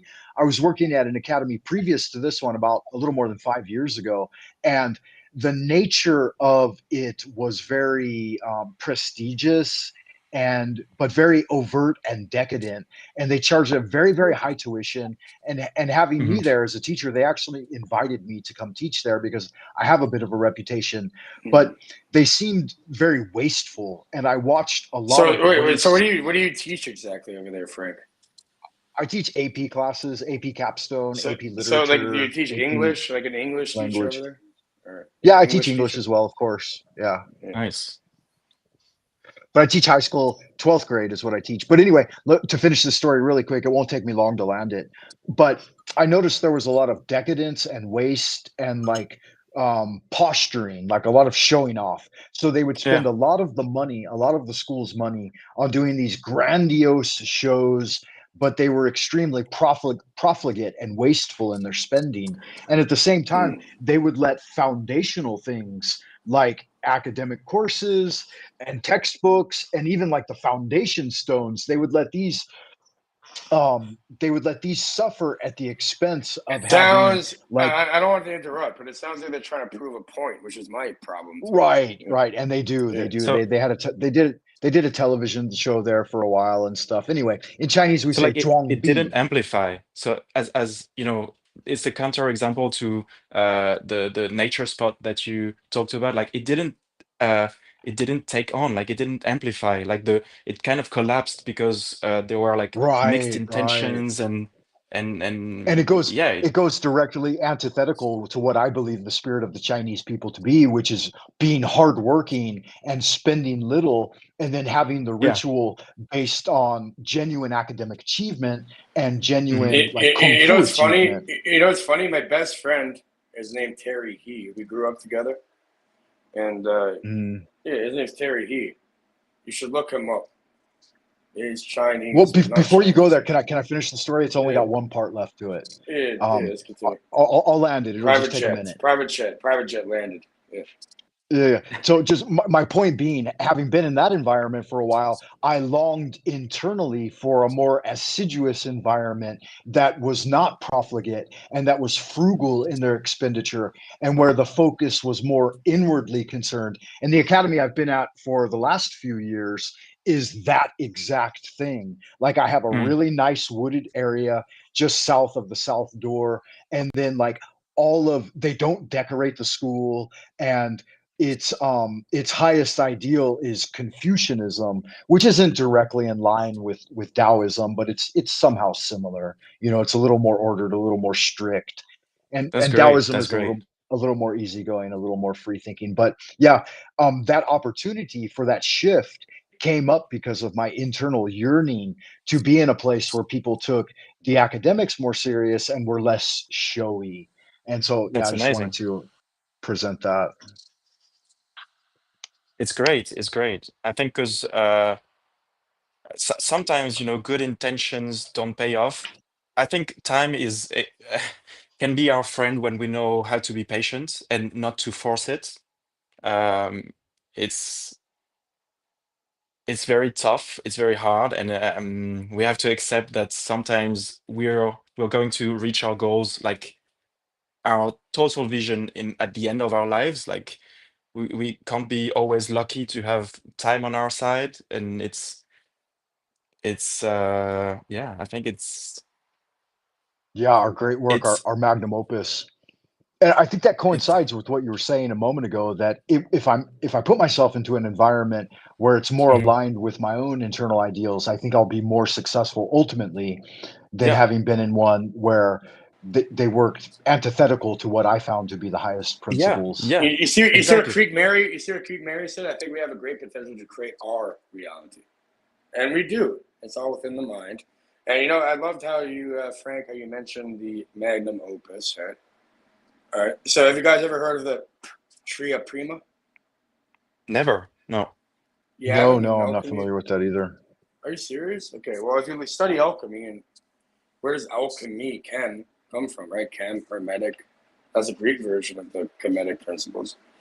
And yeah, pretty much. Right? So you got Thoth and you got Hermes. Same thing. Mercury. So what it is salt, sulfur, and mercury. Three elements of thought, emotion, and action. And then, the culmination of those three things creates reality. Thought, emotion, and action. Yeah. Salt, sulfur, mercury. Right. Not, And these three elements, yeah. these three elements Like, within the Taoist system are the three elixir fields. So our lower infernal elixir field. And The Hugo, lower and up. Hold on. They called the lower and upper Dantian. right, the Dantian. There's three of them. There's a lower, a Yeah. middle, and an upper. And Hugo, I was Exactly. It's all mentioning about the this to middle. you So there's positive, negative, and neutral. because we mm, had the conversation about the demons and angels. And so within that mm, sense, the sulfur would be in the lower region, the lower Dantian, what I call the infernal Dantian, where the little demon sits. And then the mhm, salt would be at the human level, the Christ consciousness, or the heart center, the center Dantian, where the magician guardian angel is. And then the upper Dantian is the upper elixir field, and that would be your mercurial element, right? Where the Okay. holy guardian angel, the throne of the holy guardian angel. And I have a really well developed like tree of life gift, like internal alchemy Wow. that's unique to my own expression. And I was going to share that with you Oh, because thank you. you joined as a member of my coffee, and I haven't done that here on YouTube, I think. So it's a Yeah, print that I need to record for it, and it coincides with a couple of other things like your sphere of direct control, your sphere of influence, and your sphere of no control. So yeah, Cage has some foundation in the that's hermetic great. Oh sciences yeah, I would and love that. Thank you understands so this. much. Yeah, absolutely, it'd be my pleasure. Thank you. But But yeah, yeah, to yeah. build on that, so in many traditions, they support the idea of a single holy guardian angel, and I believe this is supported by biblical scripture. But I became a member of the Ordo Templi Astarte back in 2017, I believe, or 2019, something like that. And that's the Church of Hermetic Sciences. It's Poke Runyon. He's a magician out in LA that wrote like a Solomonic magic book and quite a few other books. I believe he's written about 30 or 40 books on magic. But yeah, I joined his order and got initiated into it, and it was very worthwhile. I think it was like a one-time associate's fee. It was like $35 US, and that included like his primary book on magic, Solomonic magic, and his Black Mirror exercise or Dark Mirror exercises. And then it also included like a DVD and like a lifetime membership and all of this. And I was able to go to his actual house in California and participated Oh, in an initiation ritual. And we had like a potluck dinner and stuff. I don't know if he's still doing that or not anymore, but it was something that was available a few years back. that's great. But you know, like I'm a bit scared to do you know, not demonic rituals, or like also angelic rituals.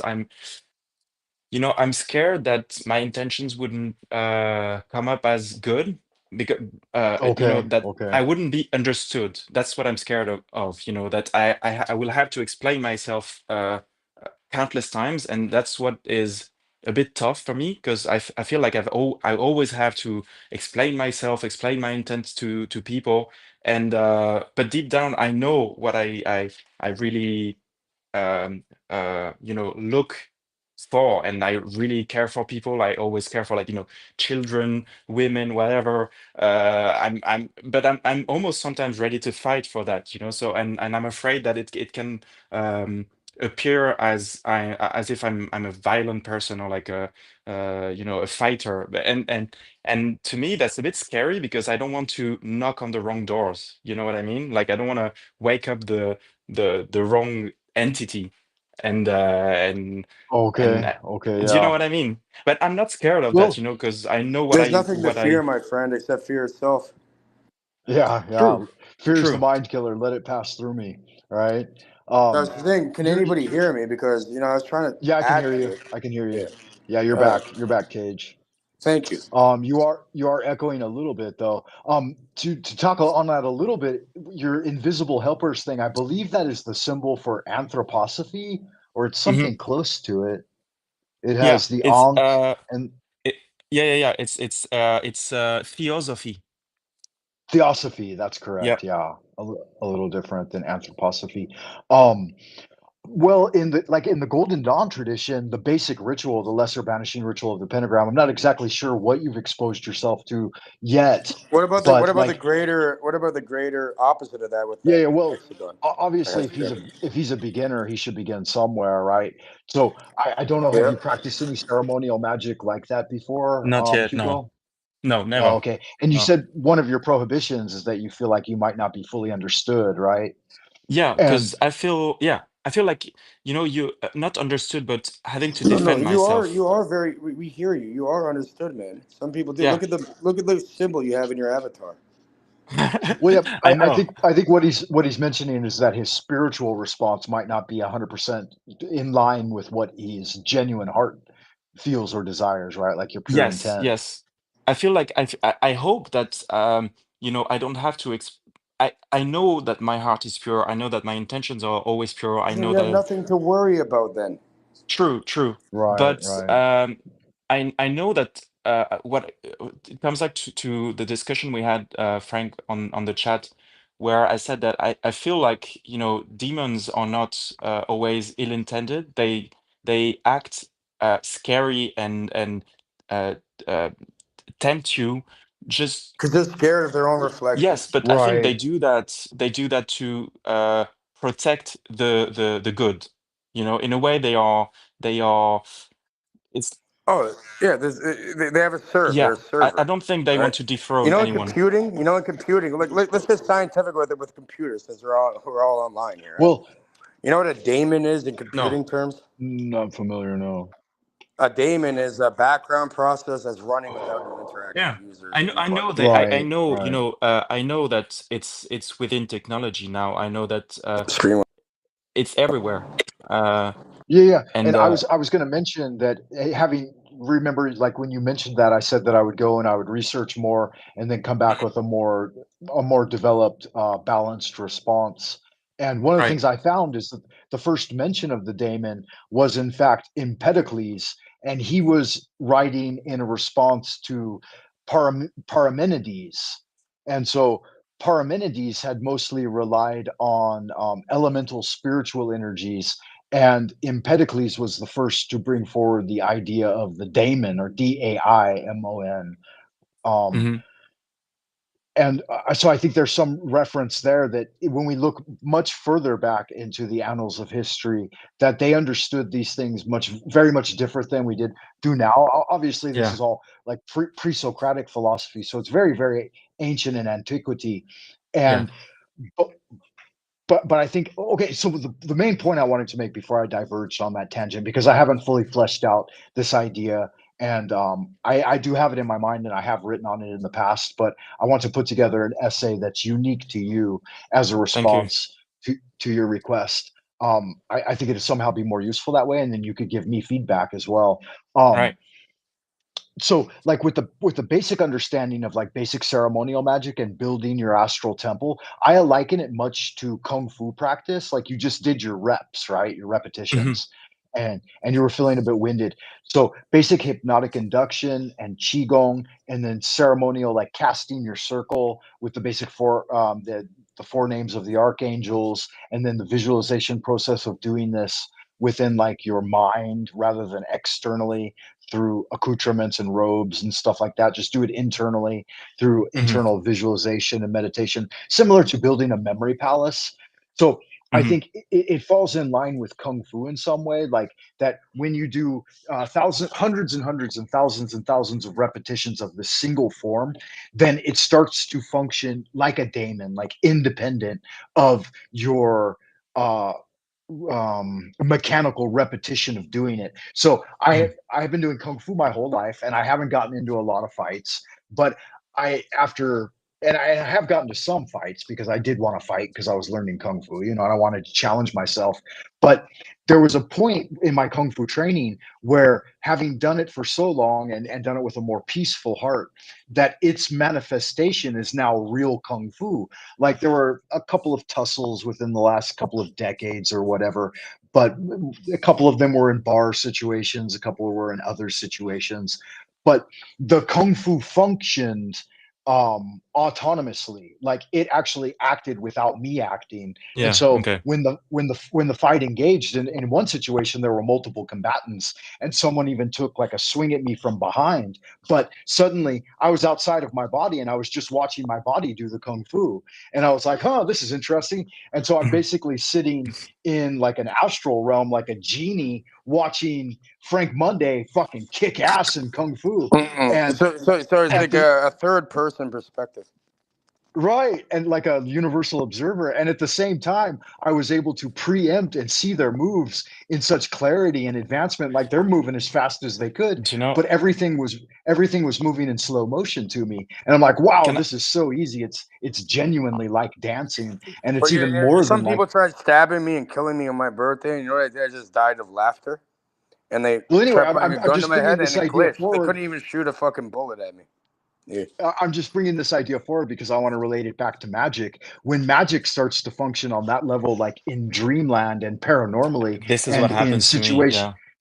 situations of high strangeness, your magical circle is there. It's something you've created over time, right? The triangle of art will function and you can channel energy through it. So what I mean by saying this is you don't necessarily need to have an intent when you begin practice, but you do need to begin practice so that when you have an intent, your parameters are established. This is and true. that your magic is clear.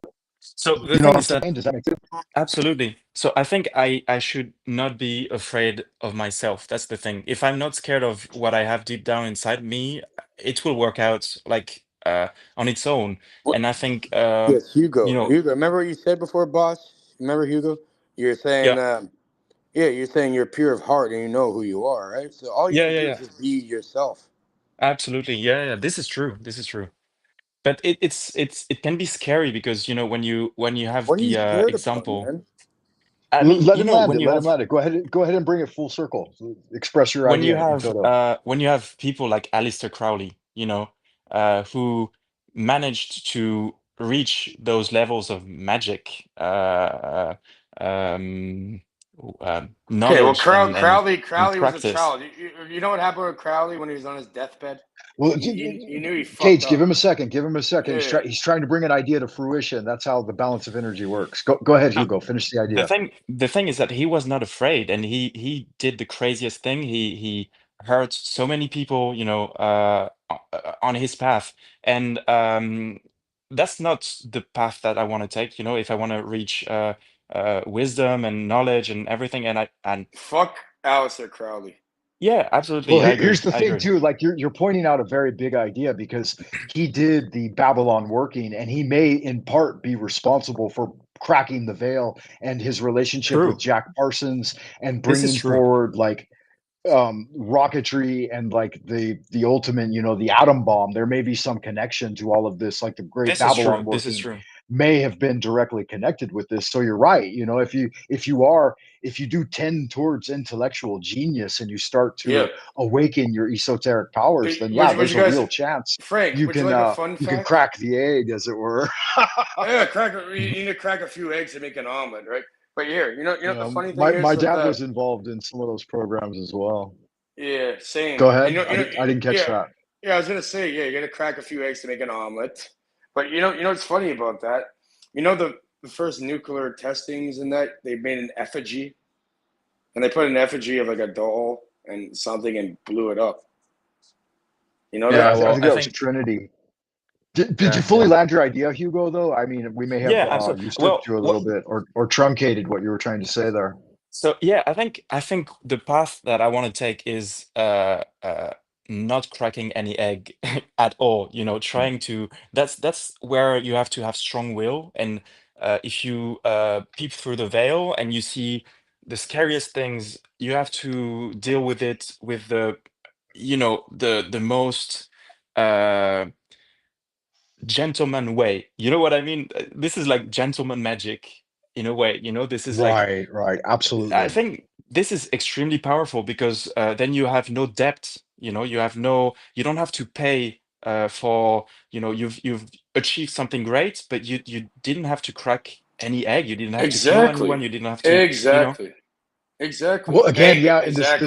this brings us back to Empedocles. Like he said, I believe it was the Magus, and what was the ultimate upshot of Solomonic magic was, and I think I hold this to be true that the great work is before all things. Like Eliphas Levi defined it, it's that we get in control of our faculties and our future, and it's especially the complete emancipation of our will. So I see it as an elemental approach, like at so because we begin with the four Kabbalistic elements, which again, if we relate them Again, back to I don't know. science, I then don't know who taught you that. we What are have you talking about? A four Kabbalistic element? Because I never heard that before.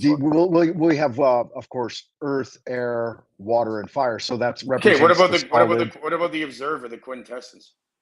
Well, I'm just mentioning the very basics here. So we have Yeah. the solid matter, then we have the gaseous, the liquid, the plasma, and then the aether. The aether would be the quintessence. But I think that at an elemental stage, right, in Empedocles breaking away from Parmenides, is that's the first seal, the first breaking of the first seal, so to speak, is that we break the chains of elemental associations that bind us to the prime material plane. And then the next step up from that would be in the Chinese. They have the octahedron, which represents the octahedron, octahedron, right? Right, the 12 basic, different, the family 12 different unit. faces.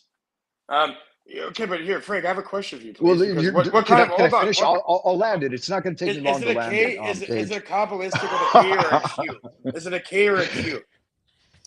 It doesn't matter. That's irrelevant. Let me finish what I'm talking about. So my basic delineation is that the use of magic is for what purpose? Is to manifest your desires and your wills and your intentions. Yeah, sure, all of those things to make your life more enriching so that you can help yourself and those around you more. But my basic equation is this. It's breaking free of the chains that bind us to an ultimately complete physical reality, but then at the same time also cultivating within that reality as a workshop of divine creation. But so in the process would be the breaking free of the false dichotomy of the yin yang, then the 4 Kabbalistic elements, then the octahedron, and then the 10 stems, and then the 12 signs of the zodiac, and then the 64 hexagrams. So in each stage, you stop. Just let me finish. I haven't landed it yet, Cage. Please let me fucking finish it.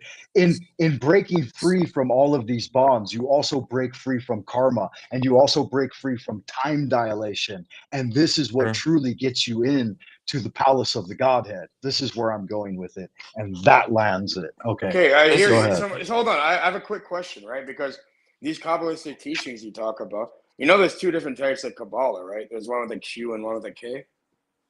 Yeah, I'm familiar with that. But this isn't based entirely on Kabbalism. This is based on my own understanding of initiation, self-initiation. Yeah, I understand that. But I'm wondering, like, which one are we really talking about here, right? Because there's different teachings. I'm not talking about any of that. I'm talking about spiritual research that we engage in together cooperatively, right? And casting off the shells of the past. In a way, Cage, I think this is what also the work is about, is understanding what symbolism actually mean and what's actually behind all of those definitions and all of those concepts. I'm just speaking from what I've understood myself, is that, as you said, Frank, like the first step is exactly what I'm going through now, is like breaking, the intuitive perception that I have that I had at birth and through my teachings, my cultural background of what world I live in. Then I did it on my own. I kind of understood that, and I kind of went kind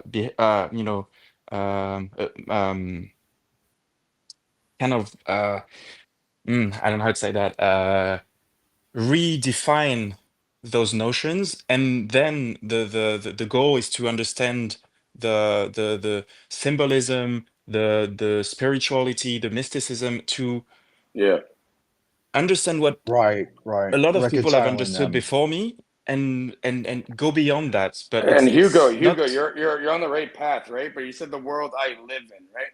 So what's live spelled backwards? Evil.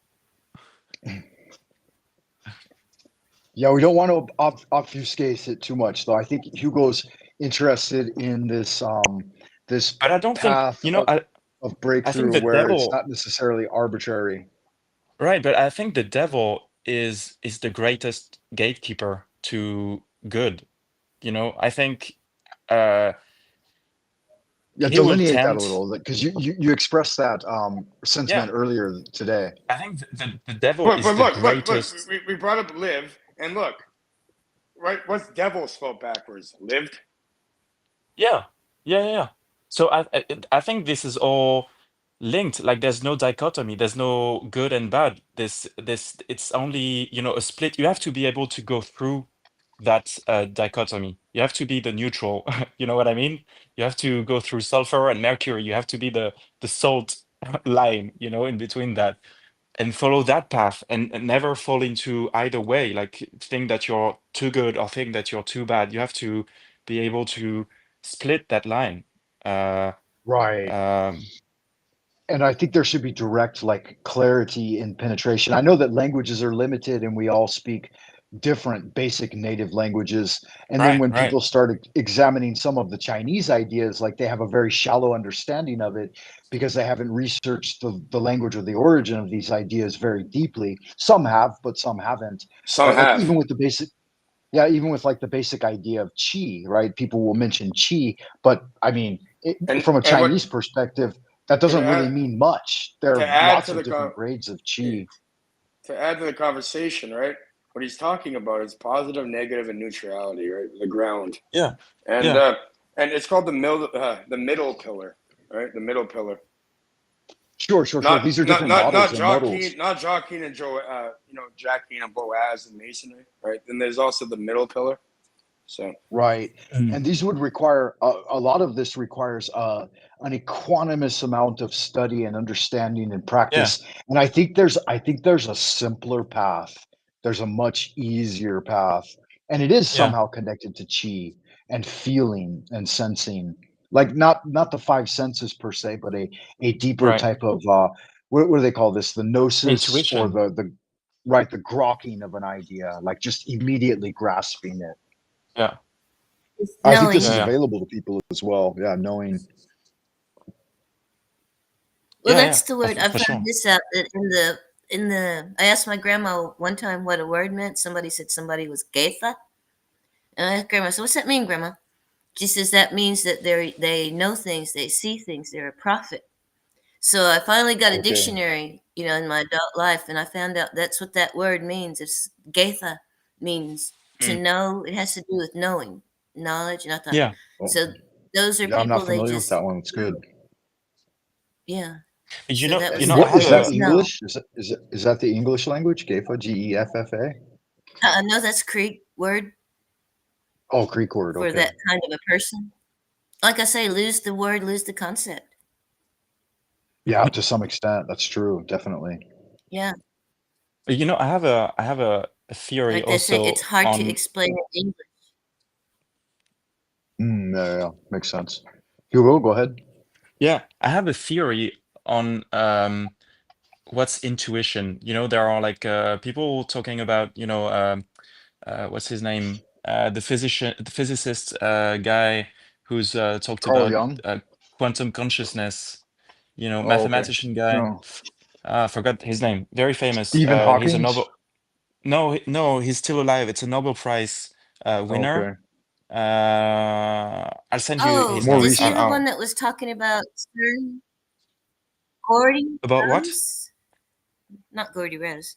No, I forgot his name. Rose? He's very famous. Probably. Anyway, probably. What's important is the idea. So bring the idea forward. So the idea is that there's a field of knowledge, a field of consciousness that we can ultimately reach when we die, when our physical body dies. Our consciousness will not die. We will go somewhere else, and into that. But that field is very much present around us, and if we're able to, tap into it, we have intuition and we have knowledge. And so this is it can be hard because you have to learn also a lot of things and mix it with intuition. So it's kind of like it cannot be taught. It's something that you have to be, you have to listen to your environment. You have to sometimes not to fall into craziness or whatever, but follow symbolism, follow synchronicities, because it's leading us, it's teaching us some things. And yeah, I think it's like there's a radio broadcast that we can't really hear, but if we tune into it, we can connect to this knowledge and this intelligence, and it goes to back to have you heard of the podcast Telepathy Tapes? No. Oh, you have to. I think I have heard something about that, but I haven't listened to them. Yeah, I heard them mentioned recently by third. Would you guys like to test this? Right, I could tell you any number that you put in your head or any word. All right, do you want to try? Oh goodness, no! We could try it. I'm not even joking okay. with you. Between we'll make it like between 1 and 3. Okay. That's only. What about any? 6. Okay, any number Seven, between seven. That's what he first thought of. But yeah, you know what's funny about that though?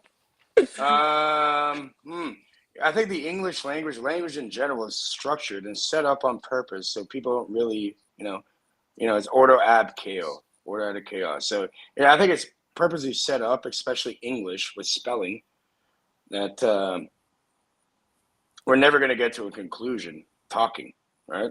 Well, no, I think somehow, I think you may say that, Cage, but I believe that spiritual conversations and research into the paranormal is definitely valuable. And I don't base this on my own ideas alone. And to add to what you had mentioned a little bit, Hugo, there are other sources that have brought forward some of these ideas in the past as well. Like if we think of Rudolf Steiner, he talked a lot about the dead being present in that morphogenic field around us all the time. Yeah, shout out to And Steiner, their vibrations. Was that wrong? Was that wrong, Hugo? Was it 7?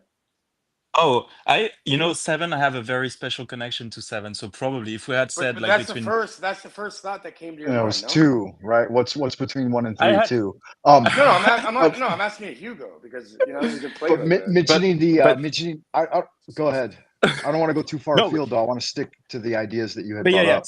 7. I think between 0 and 10 would have been 7 probably, because 7 is a special number, I think.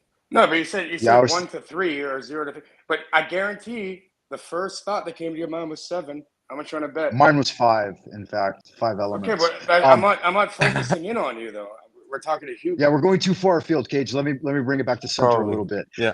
So my point being is that he mentioned these things, and then the spiritual teacher Ni Hua Ching that I worked with, he said that we should sometimes, or we could take the opportunity to contemplate the starry sky and feel if there's a certain type of constellation or energy that we feel more familiarized with. And he said that each of us is broadcasting a radio signal, as you had mentioned, from one of these starry families. And there is, in fact, a frequency coming down from the starry formations. And that does have a direct influence on our life and our fortune. And maybe we might be projecting from there. But one scientist actually confirmed this to some extent through quantum physics, that they were monitoring brain activity. And I'm not exactly sure how they determined this, but they were able to track the certain molecules within the brain at the time of death, and at the time of death it had a lot of activity, but it like blipped on their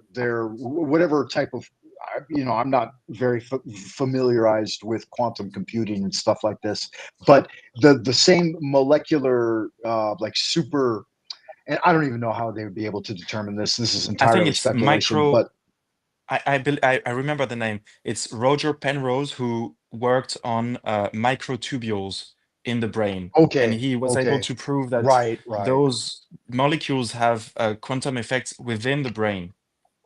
And they had resonance with a certain star system. Yeah, Hugo, like in this particular example. You never told me that I was wrong, right? Sorry, I guess I was right. Let me land it. You were right. You were wrong. You said I was right. He said I was right. I was thinking 5. I don't know what Hugo was thinking. Was I focusing on you? I could give you a high five. Actually, you know what? Actually, I wasn't able to even think of a number, because I was thinking between 1 and 3, or between 0 and 10. But that was a game in your mind playing, because it's not in 1 and 3. It's a 7. Yeah. I mean, 7 is a great number. Look, you can't. I know every thought that you think. I hope you know that. Cage, this is on the level of parlor tricks. That's not necessarily exactly what I'm interested in, per se. It's not a parlor trick, buddy. I'm telling you. It is to an extent. Trying to prove or justify these powers in front of people. In my mind, it is. And it is my show. In your mind, it is. I can run it. I can run it the direction I want it. Yeah, somehow, whatever your program is, somehow justified in your mind, so it makes sense to you, so you don't get so scared. That's okay. This is my house. It's fine. I have McDonald's. Yeah. All right. Anyway. Yeah, that's I don't want to go too much into the parlor trick area, but yeah, and the reason, and then like trying to connect that with necessarily anything else is irrelevant in my mind. But I want, at the beginning of the show, I had mentioned Carlos Castaneda and the idea that when we're having a spiritual conversation, that these ideas need to be allowed to grow and brought to fruition before you allow the energy to shift. And I think that it's a little bit dichotomized to truncate someone when they're only part way through the development of that idea. And I've noticed that Cage has a tendency to do that. And I'm not saying that the ideas he's bringing forward aren't relevant and valuable in their own way, but I would like to see that the ideas grow and develop in their own right, and then we can build on those instead of, because here's the tendency I've noticed, and maybe I'm wrong. You guys can point it out if I'm wrong. Every interjection he makes is with but, listen at this other thing, right? And that's antithetical to what I believe spiritual cultivation to be. I don't know. Am I wrong in thinking that? It doesn't amplify, as we said, but it can be constructive, but it directs towards like we were building upon something, and all of a sudden it kind of it deflates it steals the thunder from it a little bit. But and you're right, it's not necessarily entirely negative, but you do have to be respectful of the platform too. And this is essentially the Frank Monday show with special guests, Hugo, Creek Mary, and whoever else. And I think that I ultimately always respect that when I go into other people's panel chats and stuff. True. This is true. Yeah. And again, this is kind of my train of thought can be. This is and not to be an overload or anything. That's absolutely not what I am. But this is a bigger deal. You're right. I've experienced on my show in the past, so that's a good thing. Definitely good magic. It's a Monday for me. It's probably Monday for you guys as well, right? It is. Yeah. Oh, it is. It's Memorial Day. It's your day, Frank. Oh, is it? Okay, yeah. It's a holiday. Is that right? Yeah, happy Memorial. You can't say Happy Memorial Day though, can you? I know it. Happy Dead People Day. Yeah, the dead are among us. They are listening. They're tuned in always. Oh, I was going to ask you, as a scientist, I watch a lot of weird stuff, but I was watching one. It's ninjas or butterflies. It was a little short clip, and they said, "Did you know that during Vietnam, when they developed the night vision goggles, that the first spectrum, I think, was a red spectrum?" Mm-hmm. And that they had to discontinue it because the soldiers were able to see the things that lived in the red spectrum, and it scared them so bad they went crazy. So they had to bring them all back and change them to the green spectrum. But I think that was also... go ahead. Yeah, I heard about that. That was supposedly during the Vietnam War. I was so interested in that that I bought myself an infrared camera for hunters, Oh, did you find? And I really wanted to see it for myself. But so I really researched that subject. What I found is that, and it's true, is that we are very much used to the visible spectrum, and so what we see under the infrared spectrum it's like we're getting into a new world, and so we don't really know how to interpret the images we see. And so also the fact that those soldiers were like exhausted, probably tripping on LSD, whatever. So I don't, maybe they and also war activities. They had strong PTSD, PTSD, whatever. And so I think they were. It's not a repeatable experiment. Sorry. So probably in a scientific aspect, it's. But they still are able to observe UFOs, UAPs under the infrared spectrum. So and you've probably heard of Close Encounters 5. I think it's called CE5. Dr. Greer has been promoting the idea. Oh yeah, I love Dr. Greer. Right, and recently the idea of psionics, and I had mentioned a moment ago, I'm not sure if you're familiar with Third Eye Drops. It's a YouTube channel. It's a guy that does a lot of interviews and stuff. Anyway, he's worth checking out because he does some worthwhile interviews. But I find it interesting that much of this was mentioned by like late 19th century, early 20th century sci-fi writers. Like the example of the red spectrum, there was a story done by, I believe it was Lovecraft or one of his associates, where the Reanimator. I think it was Reanimator, and so it might have been Frank Herbert. But the guy goes in and he visits this early scientist, and this was over 100 years ago, or approximately 100 years ago. And the guy has a red-tuned crystal, and they're able to perceive past the veil with this. And I thought that Wow. this Okay. idea of a red spectrum coming forward with this urban legend, so to speak, like, Yeah. because Yeah. those things aren't reproducible per se or replicable, but Yeah. there's something rooted in that. And then the entire idea of like cosmic horror and Lovecraft's pantheon of Cthulhu. Sometimes I jestingly put it into my prayers, right? Like the Father God Dagon, the Mother Hydra, and then the stars have aligned and Cthulhu has risen. But Right. many of the ideas of cosmic horror have been being recirculated, and I think in part is now that a lot of that material is in the public domain, and so there's Mhm. no protected IP there. I think that some of the narrators, some of the comptrollers are writing some of these narratives based on some of this older work that these guys did. There were a couple Yeah. of other stories I wanted to mention that fell in line with that, but they're not necessarily relevant. Do you know Skywatcher? It's a company that was founded or created by a guy called Jake Barber, I think. I think he's in New And Jersey. Is that right, or in that area? yes, yeah, And yeah. And he did an they are interview on News Nation. exactly with Ross Coulthart. Right, right. Yeah, I'm really into this kind of stuff, and I think it's coming up very soon. Like they are doing really good work, and there are a lot of scientists that work on that subject, on the subject of consciousness and precognition, remote viewing. Yeah, Um, no. I think Well, we're here's like an it. interest. Go Sorry, ahead. yeah, go ahead. No, no, no, Yeah. no. Finish your idea. Yeah, I think we're like in a great time in the history of mankind. We can think that we're kind of fucked up because we're dying of cancers and global warming is it's over. We are at the It's dawn of ravishing the a planet. yeah, and at the dawn of a nuclear holocaust. But I think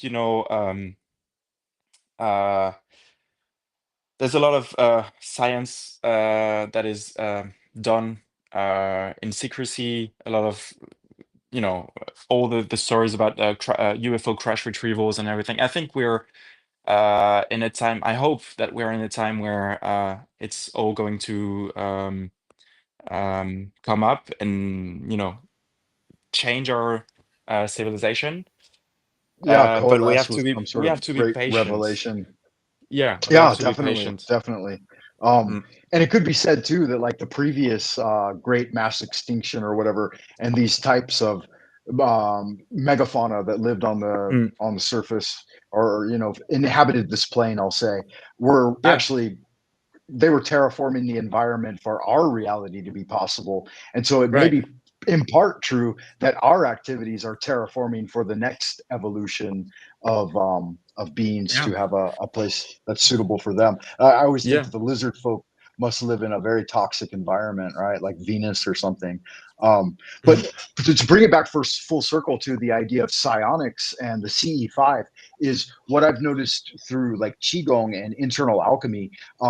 When you definitely like awaken the golden flower within, as it's said, even within ancient Egyptian and ancient Chinese um, mysticism, like there is an outward reflection of this. And I can give a couple of direct links. One is like the CE5 or being able to manifest plasma balls Yeah. or UFOs in the environment around you.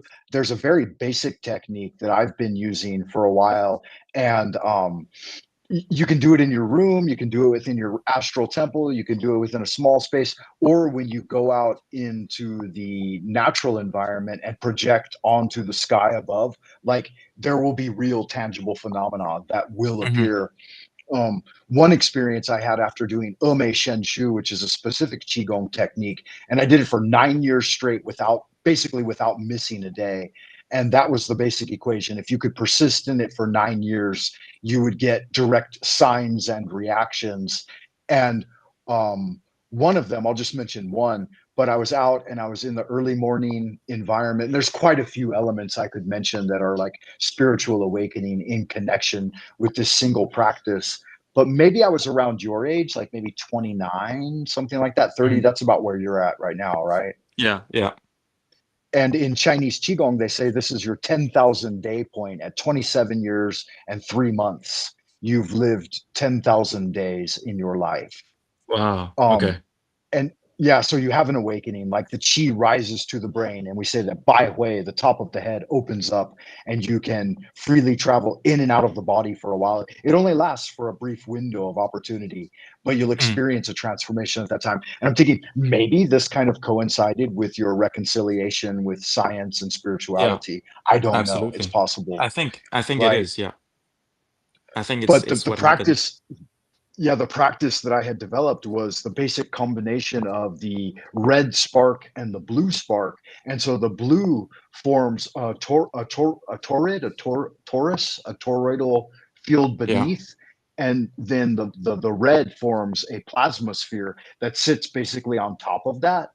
And as these interact within the mind, you generate one, obviously, with the left hand, the negative chi charge, and then the red one with the right hand, the positive chi charge, and you combine them alchemically, but they'll start to appear like within the outside environment. You can do them internally. It's much easier to do it like visualized internally, mentally, but they'll also appear in your environment. And I can tell you of a few instances where they appeared, but that's not what's important here. What's important is that I was deep in the meditation, and it was pre-dawn, and I was outside, and I was moving the energy. And as the sky started to lighten, I looked up, and the Guanyin pulled my thoughts into the sky, and I was looking up, and I thought, wow, this is just, I can really feel the energy in my body, like full connection with nature and everything around me, and internally, externally, all of that or whatever. But as I'm staring into the sky, into the clouds, it turned polychromatic, so there were rainbow effects in the sky. And then I saw the face of Guanyin look down through the clouds, and it was basically like a titan-sized being pushed its face down through the clouds and looked at me and smiled. And I was like, motherfucker. Wow. there it is there, right? And now we can reflect on this in a number of ways. It was quite an awakening thing for me to see such a large being above our fish tank, as it were.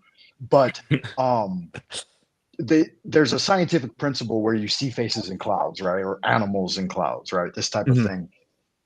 That isn't what this is. This was a luminous face that separated the clouds and emerged. Now, it wasn't in full definition, but it was definitely like a spiritual, ghostly type thing. This is actually the first time I've shared this story, and it's probably the first time I've thought about it in a while. But a couple of rapid things happened like right after that, in close conjunction to that were extremely, what's the word, like traumatic and traumatizing, but they occurred after this transformation had happened. And I started to suffer from like a broken heart, and I actually had to go to like a Taoist priest, and I was worried that I might be having an early age heart attack or whatever.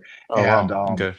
Yeah, he did some spiritual healing with me or something, because my heart started to hurt after that.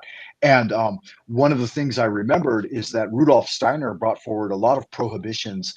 He said that the higher you reach in spiritual heights and the closer you get and pass beyond the veil, and the more often you do it, the more likely it is to kill you, because the physical being isn't meant to experience some of these high level things, right?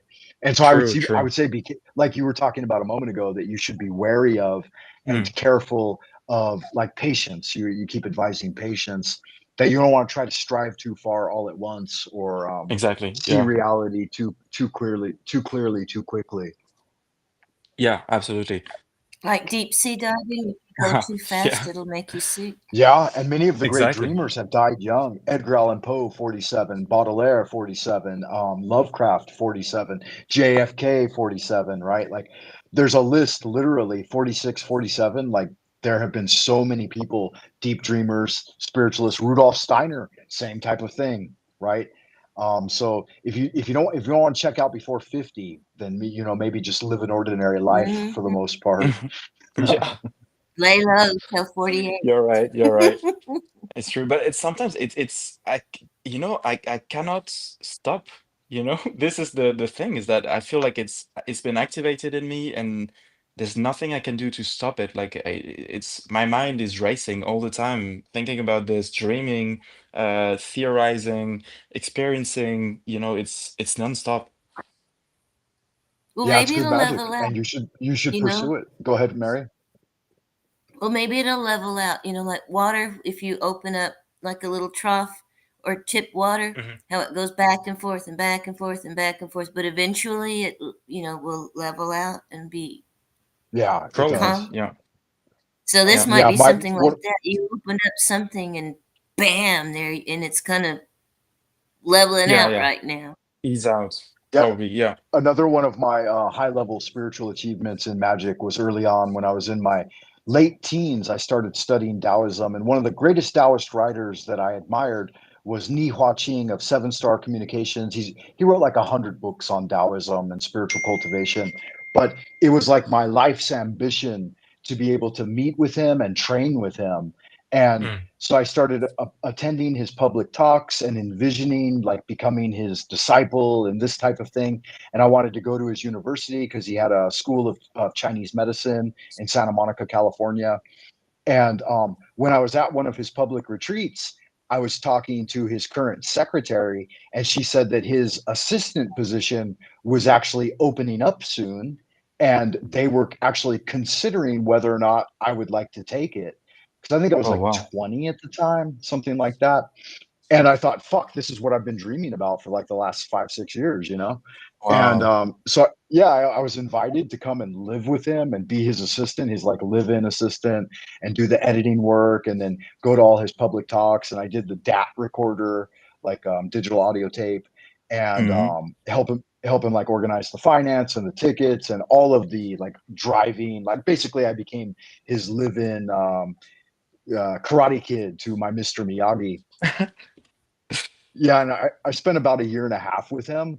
But yeah, that was like, you know, that's just one of those things that if you genuinely admire a spiritual teacher, like that type of thing can just happen through intuition and magic and all of these things Mhm. that can align. And the next one after that was Poke Runyon. When I started studying Poke's material, I'm like, I gotta fucking meet Poke Runyon. I gotta go get initiated by him.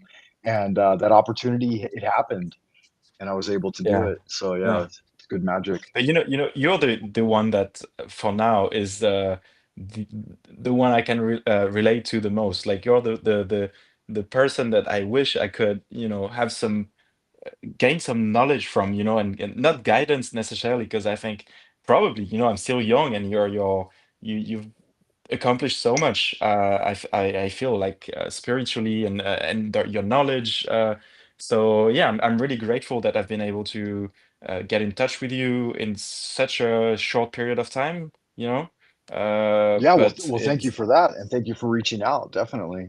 And yeah. But thank you it so all much. coincides. It's all good magic. And Yeah, to address just briefly, a moment ago, you mentioned the racing of thoughts and the dreams and like yeah, the rapid increase of all of these things. I think that's a really valuable time in your life.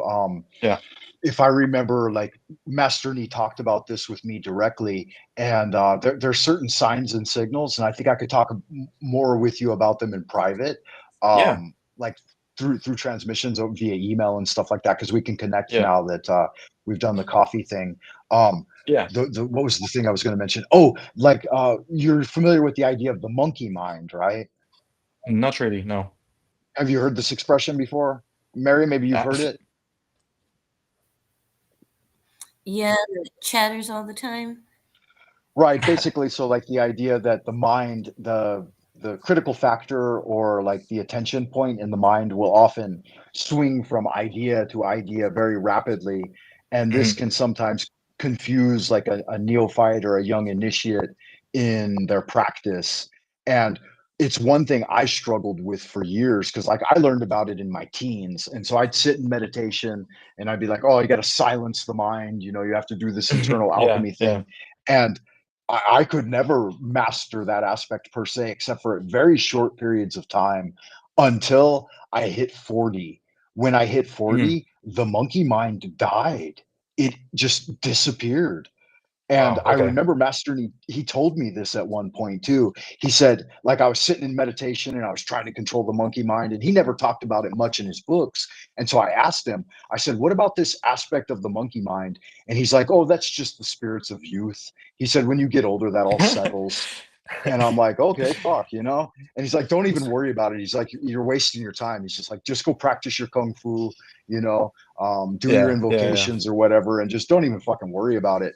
But yeah, I remember like there was just at some point, like in my 40s, I can't remember exactly when, but one day I woke up and there was complete silence. There wasn't Oh, any that's internal good. monologue. Yeah, and it never returned. And the monkey mind just somehow left one day. But you So know, funny, like I'm not really. I used to be very tired of that, but not anymore. I feel like if the monkey mind is also not only me speaking, you know, that's what I feel. I feel like there's right. it's not just me. It's like a conversation, like a never-ending conversation, but like I don't have to renew you know, I don't have to. I'm not the one that is bringing up new ideas, you know. It's so it's good to have some outside thinkers providing new ideas, you know. That's Yeah, and yeah. it's just like I have to be, you know, always in Have good shape, good condition to be able to handle that. But it's yeah, right, and filter it and interpret it. And the radio signal, like you were talking about yeah, a little while yeah, ago. Um, yeah, the other thing too, like if we reflected all on Rudolf Steiner's ideas, have you started like making the direct transition from dreamland into the waking reality and listening yeah. quietly to the mind in the early morning? Yeah, absolutely. And also a very funny thing is that I've been able to do some active dreaming, you know, sorry, Lucid it, it dreaming. j- lucid dreaming. It happened to me just last night, and it was insane. It was beautiful. I was able to Nice. control, you know, my dreams, not do um you know, materialize whatever I want in my dreams, but respond accordingly, according to what I would do in real life, you know. Okay. And be Yeah. some very weird things happened to me in those dreams, but I was able to control them and not be the victim of the dream, you know what I mean? Right. Absolutely. Absolutely. That's So and a huge path of awakening to the world within, I believe. yeah, it was beautiful, and it was scary at first because it happened to me a few nights before, and I remember I woke up fighting in my bed, you know, Okay. and calling Satan, whatever. But then I realized that it was not that. It was just me fighting, like trying to um, you know, uh, manage that dream, and I was able to do it just last night. So so yeah, Sure. Good magic. it's great. Yeah, it's great.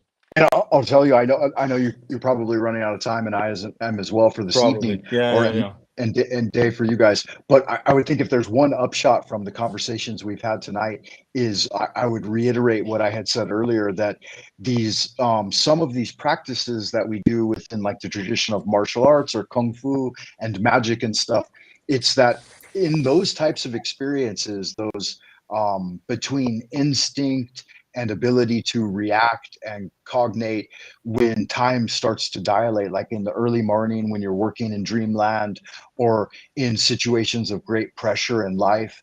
It's that these systems, these prayers, invocations, ritual casting of the circle, martial forms, it's that they become autonomous. And Mhm. so we're imprinting them at the level of instinct and overriding Yeah. an instinctual response that may not be as good as the one that we train in. And I think that's where the upshot comes from some of that. Right. But Well, I'll you're tell right. Like a it becomes a story. sorry. Well, I'll tell a story of two dreams that taught me to not be afraid of this sort of thing.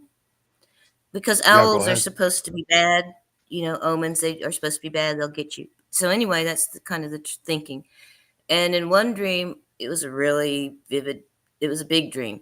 But one of the things that happened is an owl was flying next to me I was in a car, and right next to me trying to get in the window, and I was afraid because owls are supposed to be bad.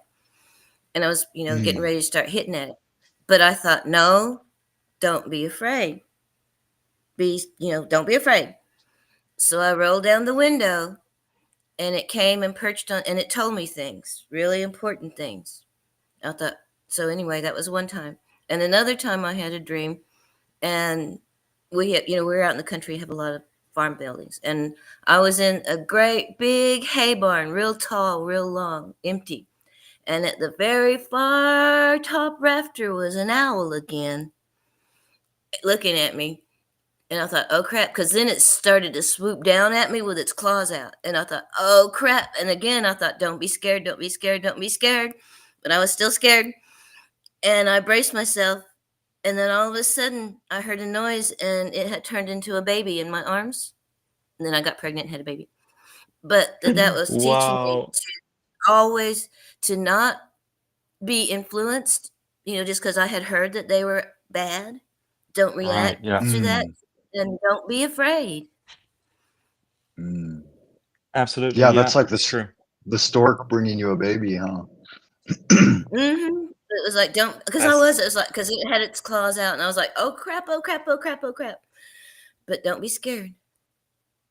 Yeah. Yeah, Yeah. Sure enough. I think owls are Don't be okay. scared. Owls in the Hermetic tradition, owls represent wisdom and good magic. So yeah, Mm. Yeah, that's it what I can keep vary from thinking. tradition to tradition. You know, But we yeah, but sometimes they're supposed to be bad. in the Like Temple of medicine men. Astarte, the second level of initiation, we get a little owl pin for our wizard's cap that we put on. Well, that's That's one of the cute. big things that medicine men are supposed to be able to turn into. And I've got a lot of firsthand stories that people tell me because I went around and gathered people's stories. So there's a lot of stories. But yeah, and Yeah, owls besides, are a we were big raised. deal. Well, the medicine Where I men, one grew of up the big things, in a they turn themselves into go ahead. owls when they shapeshift. That's the Okay. big thing, they will turn into owls when they shapeshift. Yeah, it's a valuable and interesting bird. I found a baby owl one time. It was being attacked by a pair of magpies, and I was headed into the mountains, and I saw this scene playing out in front of me. I saw this baby owl flying down, and two magpies were attacking it, and they landed in the road. So I stopped my car and I ran out there and I yelled really loud, and the magpies flew away, and the owl stayed. And I was like, wow, that's wild. And it had some blood on it. So like they had drew some blood. So I grabbed the little baby owl and I put it in my car and I drove on to the destination where I needed to be, which was like a retreat center in the mountains. And it was here in China. And then the baby owl slept for like 2 hours, maybe 2 or 3 hours. And then I fed it, like I gave it some water. I poured some water in my hand and I gave it some water. And then I took it out. I was holding it in my hands and I was going to set it in the bush. And it just jumped and took off and went back into the air and flew. And I was like, nice, nice little baby owl. Here was the most interesting thing about the owl, too. Its eyes were the Mm. most beautiful color of yellow that I've ever seen in my entire life. I've never seen a more penetrating, more beautiful, pure representation of the color yellow before than that's owl's eyes. That's beautiful. Probably Yeah, it was the most especially a fascinating baby. thing I'd ever seen. Yeah, yeah, very It's interesting little gorgeous. baby. Owls, I think they're Mhm. probably a wonderful creature. But yeah, we are getting here to the end of the show. I think we've done a lot of good magic here tonight. Hugo, you want to give us some final words as we sign off for the evening? Well, just thank you so much for having me on the on your live, and I'm happy that I met all of you. It's very, very comforting to have been able to talk about all that. So thank you so much. Oh Yeah, yeah. absolutely. Thank you as well, and thank you for stopping by. And I look forward to more interviews in the future. And Yeah, one of the formats that I really like to do are some one-on-one interviews, like where we do some backstage recording, and then we're able to edit it together and present ideas in a more academic fashion. I don't know if you're I would love interested that in this at all, so but yeah, much. Oh, so much. absolutely. If Because you're it's interested in interesting that, to that's hear a something. scientist that believes in spiritual things too. Usually it's one or the Yeah, other. that's absolutely wonderful. Like I did a lot of this on the early part of my channel with a friend in Sweden named Tomas, and we did it like once a week or something. But I mean, obviously that's a huge routine. But yeah, if you're interested in that, we'll get together a little syllabus and we'll throw back some Yeah, ideas back and forth a little bit and do some behind the scenes work so that we I can would love that. actually present a more formatted video and stuff like some of the other big YouTubers do. That would be awesome. I'd look forward to That that. would be great. Yeah, yeah, yeah. That would be great. Okay, good magic. Then I'll send you some 'Cause you emails directly never and we'll get in know. touch. And good magic to you. And Mary, for you as well, like maybe you have some parting thoughts for the guests and the listeners. Oh, it's just you never know who will see you. You might Yeah, think true no one that, is definitely. watching, but you But never yeah, know Yeah, who yeah. will A see lot absolutely. you of people are and watching. be Absolutely. influenced. Yeah. Yeah, and it's great. Yeah, yeah. I'm glad that we've gathered a little more ground here on the old Frank Monday channel, and these are the kind of conversations that I'm definitely interested in having and look forward to. So, I'm going to go ahead and drop both you guys backstage, and then I'm going to finish off the show. If you do want to chat for a minute longer, you can stay backstage, and we can have a little more conversation after I sign off. But Hugo, thank you Oh for no, being I need here, to get and around and do something. okay, and Miss Creek Mary, much love to both of you, and Oh, what's that? yeah. So there you have it, folks. Thanks for tuning in, everyone. Oh, Frank Monday coming at you once again, like then again.